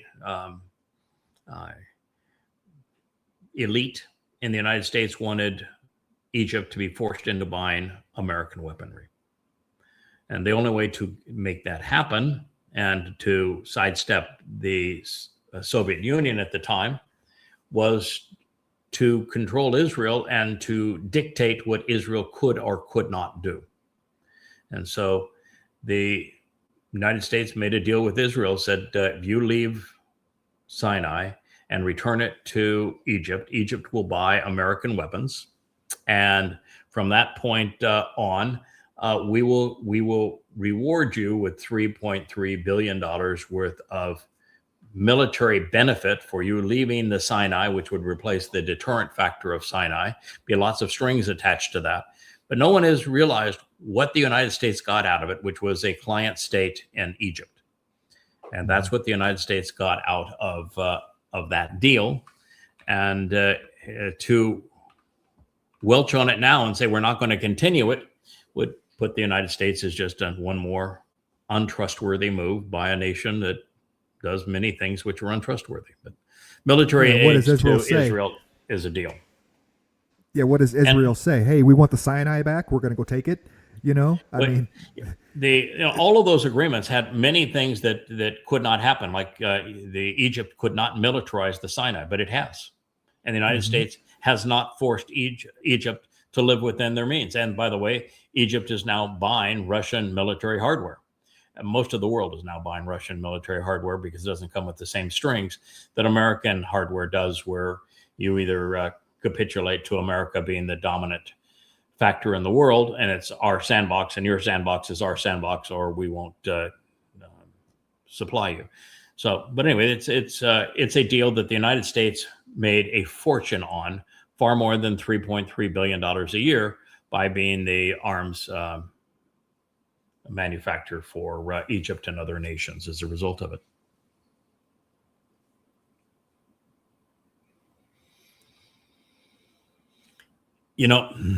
What they're basically saying here is that that there is no motivation anymore for Russia to negotiate a peace with NATO, the US, EU, or Ukraine. And that's because it's gobbling up territory at a prodigious rate. They'll soon be to the Dnieper River. They'll soon be surrounding Odessa. The territory that was comprised mostly of ethnic Russians who were still speaking Russia, who wanted to be associated with Russia, has been taken at very little, relatively little loss of Russian lives, with total and complete Russian civilian support. It's over. The Ukrainians are losing close to 150,000 troops through desertion and through death a month. I mean, there is nothing left of Ukrainian defenses, and there's nothing Ukraine can do. The war that the U.S. and NATO started going back 20 years ago against Russia failed. And the sad part of it is it had no chance to succeed, because even if the United States and NATO collectively had bludgeoned Russia into submission by using Ukrainians as cannon fodder, wielding Western weapons, the Russians would have responded with a nuclear attack. They're not going to just go over and let you eviscerate them. That was the only response that Russia would have chosen, which means if you win, you lose. And winning was grossly immoral anyway. What right do we have to steal what's theirs? And that's what the whole purpose of the war was. And this war did not start when Russia invaded Ukraine. It started when the U.S. announced that Ukraine would be part of NATO and we would deploy missile systems right outside of Moscow. That's when this war began. And then we upped the ante when we overthrew, regime changed the government of Ukraine that was pro-Russian and replaced it in a coup that we orchestrated. And it just went downhill from there. So this is a war that the U.S. started foolishly and lost. And now there is no reason anymore. The Russians have been completely open to negotiating a settlement in this war with the Russian-speaking Russian ethnicities reincorporated back into Russia, which is what they want. They vote 95-5 for that to occur. And it's already occurred up and down the eastern part of Ukraine. So they're never going to get that back. And they said, that will be enough. We'll take that. And you agreed that Ukraine will never be a threat to Russia again. It'll never be part of NATO, and you're not going to use it as a military base for the West, and we'll all be good. And we've turned that down every which way. To now over 2 million Ukrainians have died as a result, but we pushed it now to the point because America is so susceptible, as is Europe, to propaganda. The propaganda of the elites that want war. Now it's too late. There is no settlement of this. Pending complete surrender of Ukraine, surrender of NATO, and the removal of the Zelensky government. And it's not really a government anymore. He's not an elected figure. He's a bribed a thug. Personally confiscating billions of dollars. He's going to move to Israel, where they have they protect anybody that is Jewish ethnicity, no matter what horrible crimes they have committed. Right. So there is no solution for this war now other than complete surrender. And one of the things I do is every day I watch the battle lines move constantly towards the West. There are a number of YouTube channels that present this brilliantly based upon verifiable information. It's, how they verify now where the battle lines are and who controls what in Ukraine? The flag game that they play, they run their guys out with the flag and they put the flag out, and then they have the drone come over and show that, hey, we're in this Russians are in this portion of the city, or now it's Ukrainians in this portion of the city.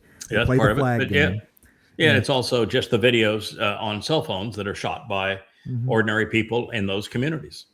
And you put it together and it's very easy to see where the Ukrainians are, where the Russians are. And so, the Ukrainians are getting slaughtered in this war, and the Russians are perpetrating it with great discipline and effectiveness.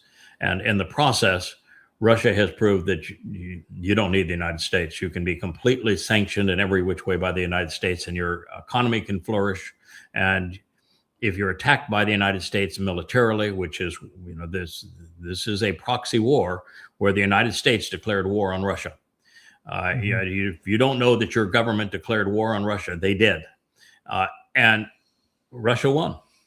Russia now outproduces the United States on the kinds of things that matter in a war zone, with artillery shells and rifles and bullets and drones, and their missiles now are vastly superior to the United States. So Russia, where it matters, is more advanced than the United States, and far better equipped to fight a war, a conventional war, and better equipped to fight a nuclear war than the United States. Either way, a nuclear war or a conventional war between Russia and the United States, and Russia beats the United States. They don't want to fight a war with the United States. They don't want to fight a war with Europe, but it's been perpetrated upon them.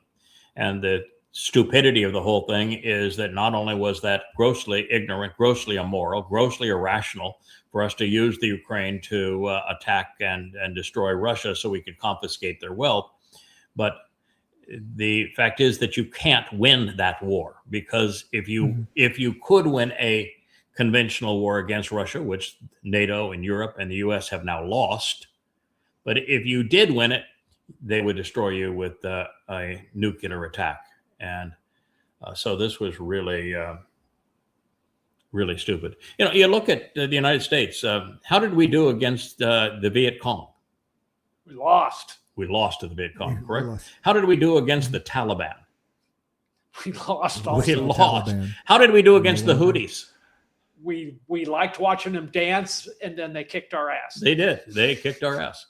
So the United States has made a terrible situation worse in Libya and Syria, and the Sudan and Somalia and in Iraq, and we flat out lost to the Viet Cong, the Taliban, and the Houthis.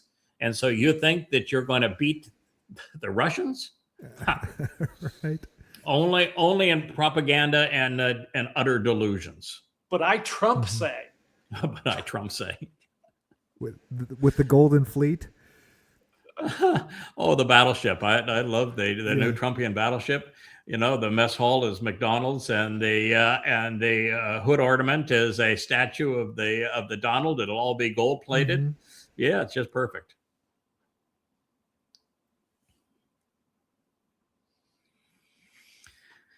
Yeah, so this is somebody who's saying something that is factually true, but now irrelevant. And that is that we had the opportunity to see what a Palestinian state would look like, or a two-state solution would look like, when in 2005, George Bush forced Israel to give up Gaza. Mm-hmm. And we saw what happened in Gaza. There wasn't a single Jew in Gaza. It wasn't occupied territory, not a single Jew. And what happened in Gaza? It turned into nothing but a military zone geared to kill Jews, is what it turned out to be. Lines. Yeah. So we know what a Muslim state carved out of Israel looks like. It looks like Gaza. And so he's saying, because of that in 2005, and the Muslims being given, he won't use the term Muslims, but Muslims being given, I won't use the term Palestinian because there is no such thing. But there are Muslims. And by giving the Muslims a state in proximity to Israel, what it turned out to be is a means to bludgeon, rape, plunder, abduct, and kill Jews. So he's saying, therefore, since the two-state solution was abused by he won't say Muslims, but I will, it doesn't exist anymore. It's not on the table anymore. Wrong. Because the whole purpose of Al-Aqsa flood was not to invade Israel. It wasn't to rape Jews. It wasn't to abduct Jews. It wasn't to murder Jews. It wasn't to conquer Israel. The purpose of Al-Aqsa flood on October 7th, 23, was to taunt Israel into destroying Gaza. That was the purpose. Yes.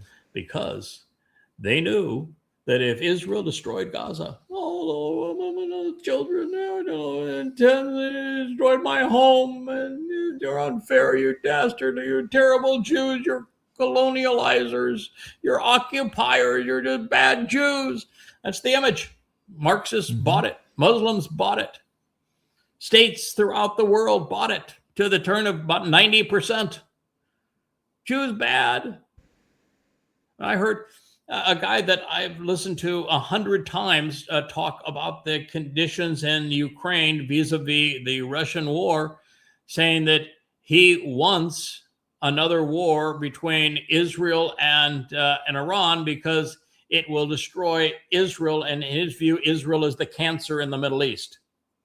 Wow. And this guy who likes to equate himself to the shirts that he wears and is an ex-CIA analyst, actually said, "Yeah, I want Israel destroyed. That's what I want. I want Israel destroyed because it is the cancer of the Middle East, not Islam." That's how stupid the people are that used to advise the CIA and now are influencers online.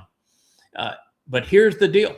Because Israel did this thing, the thing that I begged Israel not to do not go and confront Hamas thinking you can eliminate Hamas. Instead, recognize that Hamas is an expression of Islam. You cannot beat a religious foe with bullets and bombs. Don't do that. Because if you do that, you're going to make it worse. And they did that. They made it worse.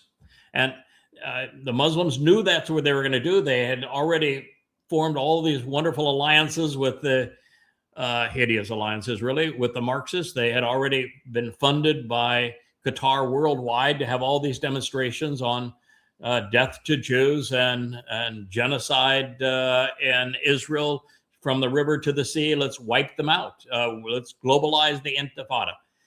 They knew Israel was going to do this. They knew that the result would be that they would turn the world against Israel. And by so doing, they guaranteed the creation of an Islamic state carved out of Israel. Do they want the two-state solution? No, they want a one-state they solution. do not. They want a one-world solution, which is that it's Islamic or Marxist everywhere. And that's what they want. They want the obliteration of Israel through the creation of a terrorist state carved out of the heart of Israel. But you, pal, don't get it. You were played and taunted into destroying Gaza for the express purpose of, by destroying Gaza, they turned the world against Israel. And now Israel only has one friend, and that friend is the great betrayer. He is the copper confabulator, the man who is demon possessed in Donald Trump. And he is absolutely going to betray Israel, and soon. And this is what Israel did to itself. So I'm sorry, pal. What you've said is absolutely true, but now it is completely irrelevant. And the Fakistanian state carved out of the heart of Israel is inevitable, and it's imminent. And that is what the prophets have also declared. It's all right there for us to read. We should probably end on this one because we're an hour and 50 minutes already into our vlog on the blog. There's so many good things to talk about. We could do this for. We could just keep going and go. Yeah. We just keep right on and going. Outdoor studio. Yes, we can move. Right. We'll send Rich out and set up the outdoor studio, and we'll. It's a beautiful day in paradise. We just go right on outside. This is so stunningly stupid.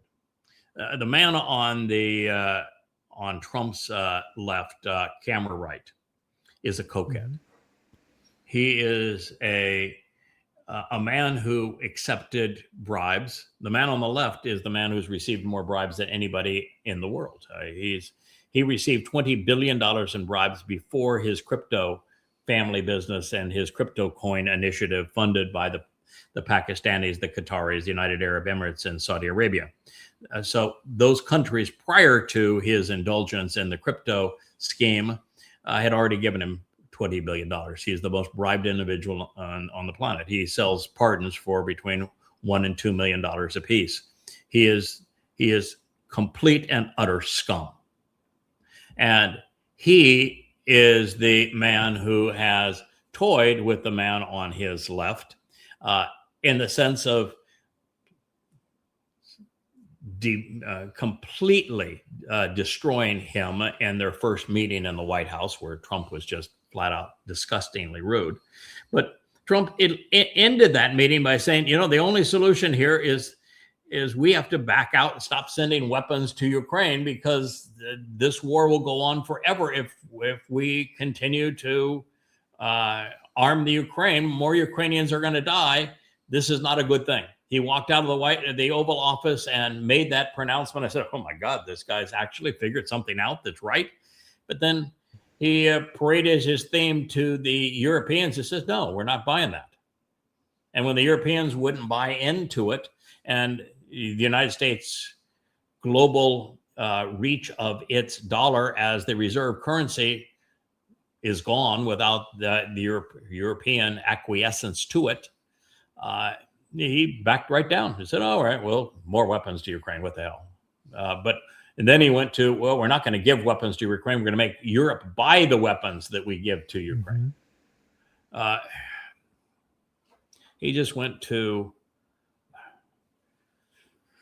from the only hope of a solution to assurance that this will all end in world war.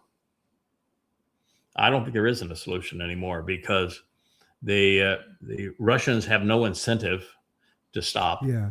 And the we Europeans have nothing to bring to the table to them. They have nothing to bring to the table, and nothing left of NATO. There's nothing left of the EU. There's nothing left really of the US. And so by pursuing this, we made in every possible way a bad situation worse, including in Ukraine, but also in terms of America's standing in the world. They got absolutely played for a fool. And there is no solution anymore.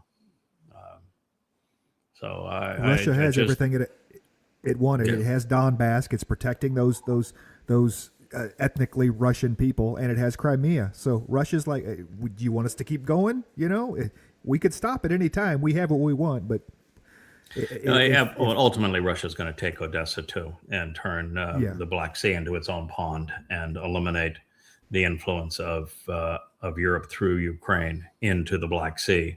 And since Turkey is dependent upon Russia for energy, just as Germany was, they saw what happened to Germany when you changed that.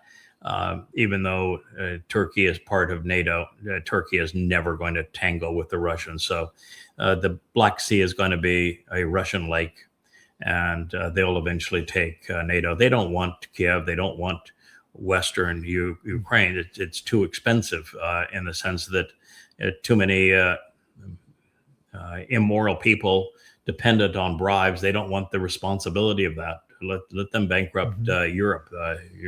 Russia doesn't want that. They just want their Russian-speaking obelisks, and that goes all the way to the point where they'll likely take Odessa, and there won't be anything left.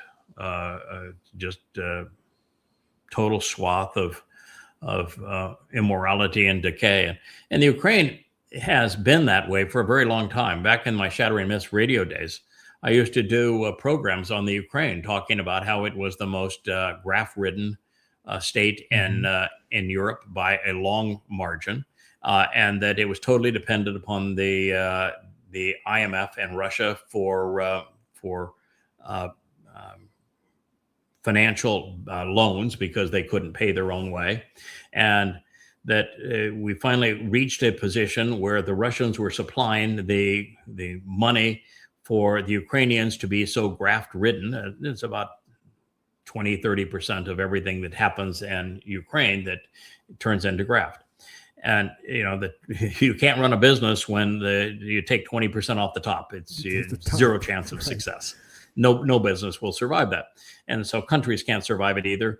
But the Russians had a way of accommodating the Ukrainian graft, and they knew the Ukrainians well because they had the pipelines from Russia through the Ukraine into Europe. And so they could say the transit fees will be our your return on our loans.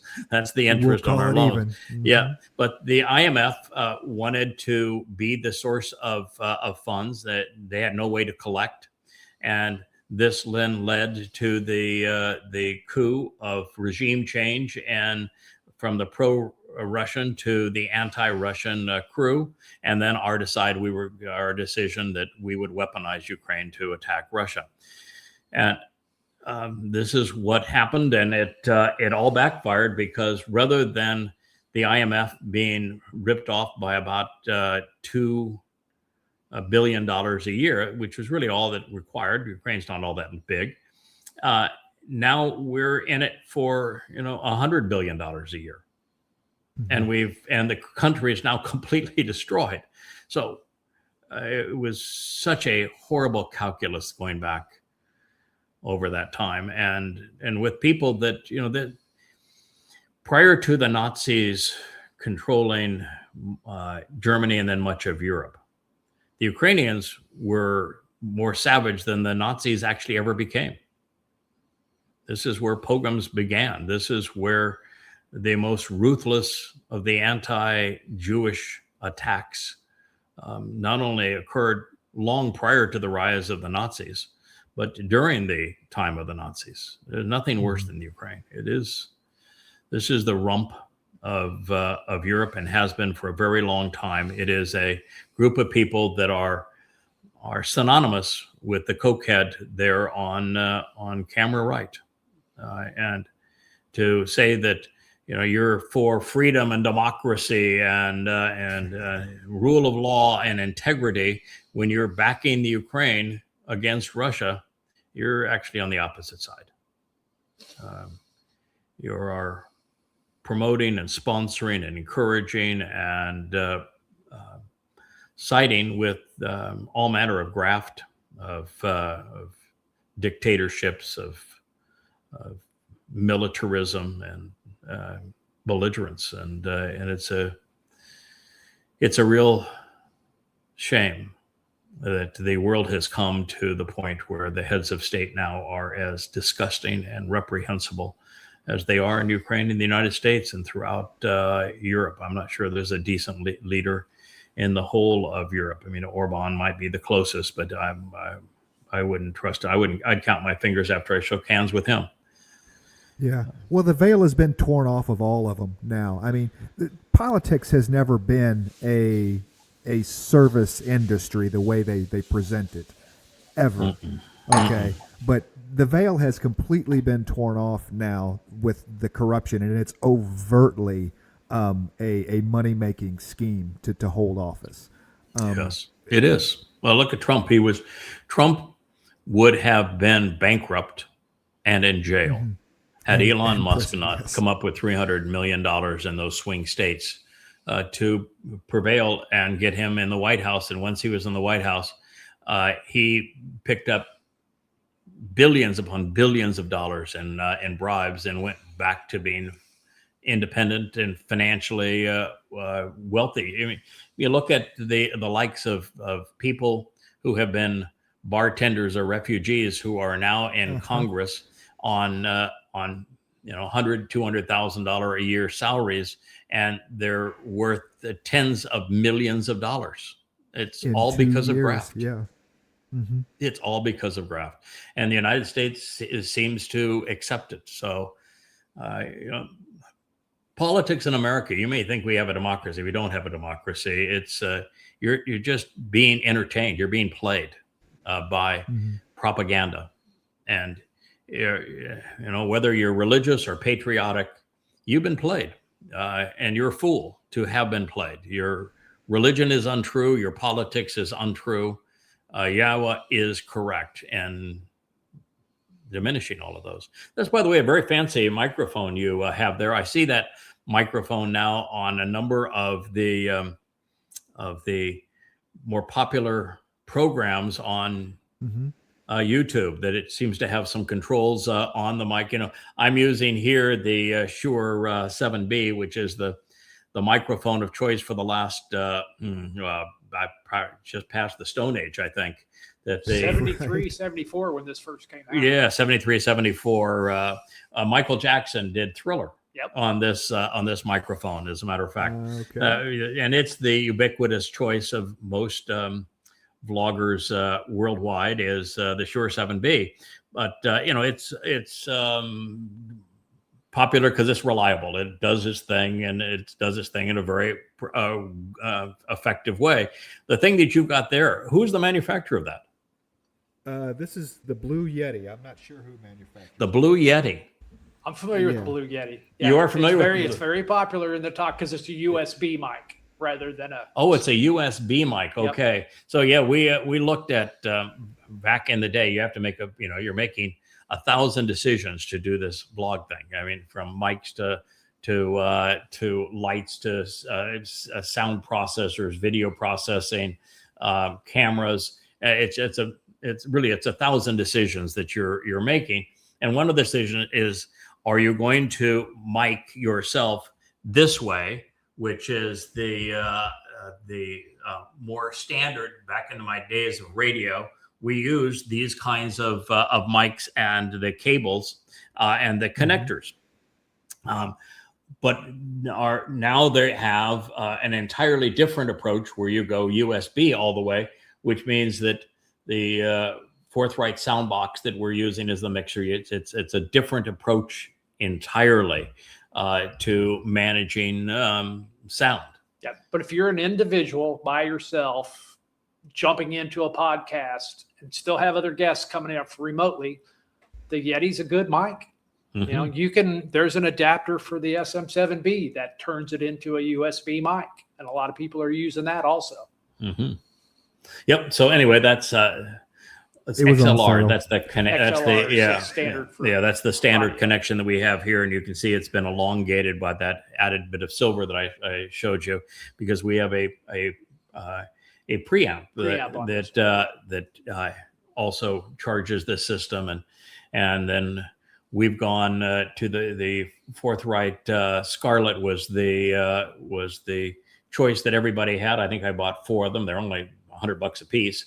And now we've gone to a box that makes it, it's like comparing the we have an 8-channel. It's 8-channel, comparing the Yeti to a mouse running through the woods. So it's quite the difference. But that's it. That is the mic of choice now by many of the non-studio vloggers who are doing a show typically where they don't have all of the backup that you'd have if somebody actually being, they don't have a Rich as king of the cables. Right. This is the only one Mom would let me have in her basement. So this is the only one that Mom. Yeah, that's when we started this. When YAHOWAH said, "I want you to do vlogging," and I said, "Vlogging, that's a teenager in Mom's basement." I was a teenager back 400 years ago. So no, we're not doing that. I didn't say we're not doing that. I never tell God you're not doing something, because he's always smarter than I am. So are you sure? You say, are you sure we're going to be doing that? So here we are. Anyway, that's probably a good place. We've done 2 hours of the vlog on the blog.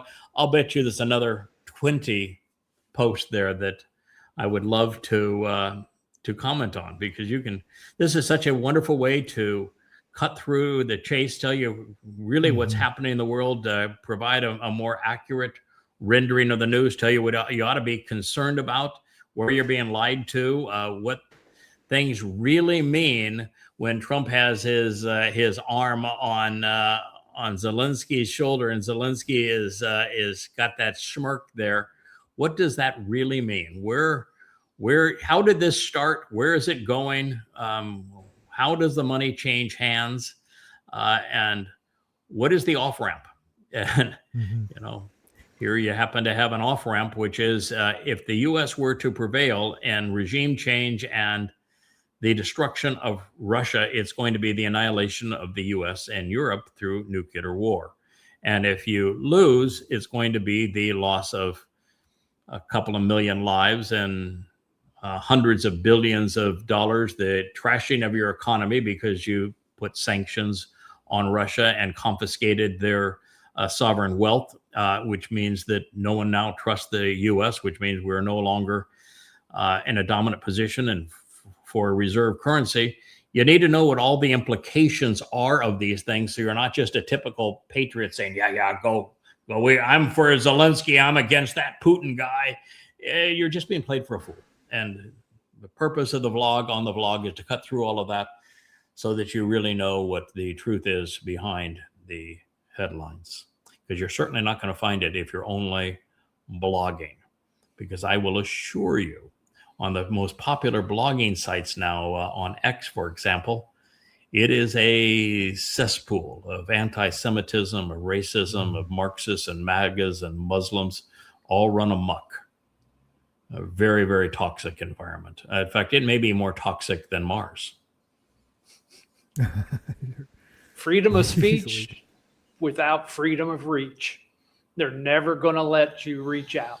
No, they particularly on X, when Elon Musk turned X over to Gronk and said that we're not going to run X like it used to be on Twitter. On Twitter, what you got to decide is whose posts you would see by following them. And people got to determine whether or not they want to see what you have to say by following you. But I am here to tell you that once Elon Musk turned X over to Grok, what happened is people that follow you may or may not see what you post. Most won't. And people you follow, you won't see what they post. You're going to be served a feed that's based upon what Grok wants you to see, and your posts are going to be distributed based upon what Grok wants you to be able to convey. And artificial intelligence is going to be the most destructive force in the world over the short order. It is causing people to no longer think for themselves, and it is being presented as intelligent when it is not. It is a system that takes information off of the top. It is a finger up in the air. What is the most popular and most prevalent conclusion, of which popularity is absolute proof that something is wrong? Mankind has never been right. Truth has never been popular. Yahweh in particular has never been popular. So it amalgamizes the most popular deceptions of the time and calls that an answer. It does very shallow research, if any at all, and it most certainly isn't moral, most certainly isn't judgmental, cannot process anything from somebody who is cutting edge. If you are promoting that which is much more innovative, like every PhD is supposed to write a dissertation where they're advancing the extent of human knowledge. It is incapable of processing that. You know, my 35 books all take us way beyond where we were previously relative to God. It is absolutely opposed to anything like this. And so Gronk cannot take you into the future, cannot take you beyond where man is wallowing right now, and is incapable of learning, and is incapable of exercising good judgment, and is precluding many people. It's just like when we came out with the calculator and I said, this is going to be a problem because people aren't going to process math in their heads anymore. They're not going to be able to reason in their heads anymore. We're going to destroy people's ability to think. when we destroyed their desire to process math and probabilities in their heads. And it's what happened. And then when we came up with the smartphone so that everything was in the palm of your hands, people react to the world through it as opposed to interacting with one another or thinking on their own or doing some research on their own. It has really become a very dangerous position. And then educationally, we started indoctrinating people as opposed to teaching them how to think. We made thinking a negative because that's being judgmental. Parenting the platitudes of those who control the academic situation, that became the mantra. And now we have two generations who simply spew political platitudes that are wholly inconsistent with reality. And it's a very dangerous spot that we have put ourselves in. And then the social media is now amplifying this voice of nonsense. There are very few thoughtful, judgmental, well-informed, rational people in the world today. Very few. And those two guys that are above you there, they are not included in that group. And Yah was really clear. Ignorance is not bliss. What does he say about ignorance? It is the killing My my people people. perish. My people die. My people perish for lack of knowledge. Yeah. My people are destroyed for lack of knowing. Yeah, ignorance is not bliss, and particularly as we move through this next 7.5 years that are going to be so horrific.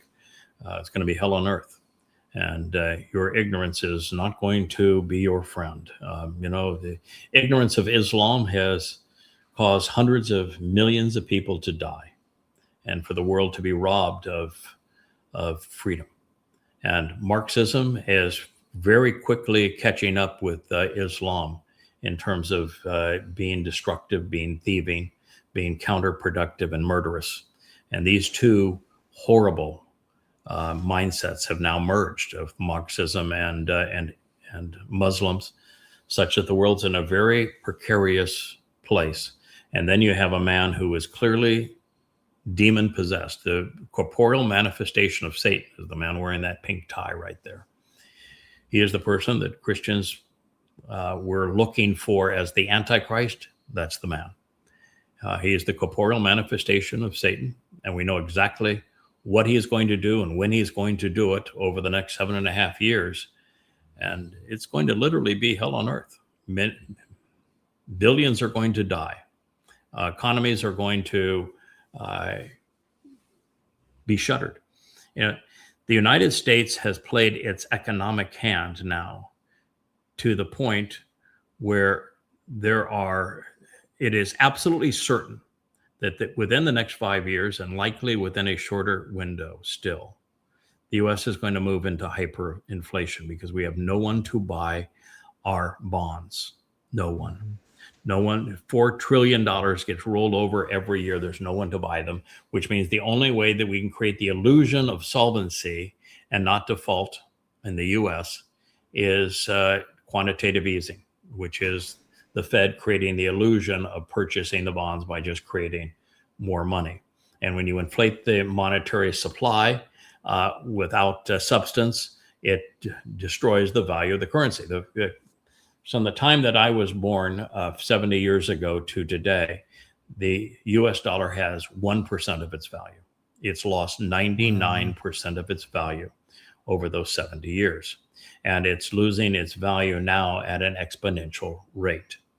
And so the only ploy the US has at this point, based on all of the malfeasance that it has perpetrated over these decades, is hyperinflation. And the result of hyperinflation will be default. And then the result of default will be the reset. And the reset will rob everyone of their savings and everyone of all value, and put everyone in a position where you will have an electronic currency that is a leash on you. And you will only get money to spend where they want you to spend it if you're considered to be a very good boy or girl and you're acquiescing to what they want. And so this is the future. It will all play out in the next 5 years in the United States and in Europe, also in Japan. So you got a 5-year window max, and it could play out in 3 years. It's total economic collapse. This is why Trump knows he's not running for a re-election again. He's not leaving the White House. He will leave the White House, and America in 2030 is going to Israel because he wants to be God of the world as opposed to just God of the United States and Europe. But that is inevitable. And we are putting ourselves in the crosshairs of world war because China is not going to put up with our nonsense, and Russia is not putting up with our nonsense. And the United States can't defend itself. So we are headed to world war. We are certain for economic collapse.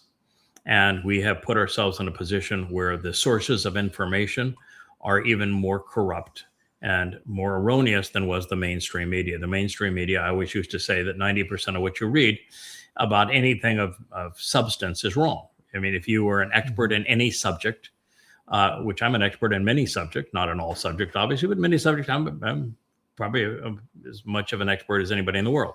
And I recognized that everything that I was reading was erroneous regarding those subjects. And as bad as that is, social media is worse. And people no longer have the filter to discern right from wrong. They don't know how to process information judgmentally. They don't know how to be discriminating and judgmental. And so we are witnessing 3 things happen at the same time: economic collapse, world war, and a total degradation of humanity's capacity to think rationally. That does not end well. Well, we know how it ends. It ends with the complete obliteration of all of the dunderheads, the religious dunderheads, conspiratorial, anti-Semitic, and religious, as well as political. They're all eliminated, and God is going to do the ultimate reset. But in his reset, everybody comes out fabulously wealthy and enriched and empowered, and rather than controlled, emancipated. So there will be a great reset, but very few people are going to be part of it. And that's going to occur in less than 8 years from now. So that is the happy note. I'll be there. Yeah, I'm ready. Yeah, I'm going to be there. I'm going to establish roots there. I'm going to Still a lot of work to do. A lot of work to do, and and we're going to do the best we can to help people through it. And a program like this, a vlog on the blog, I think goes a long way to making that possible. So thank you. I've enjoyed the lovely sounds of the new mic, Yeti and all, and glad we were able to do this. So thank you so much.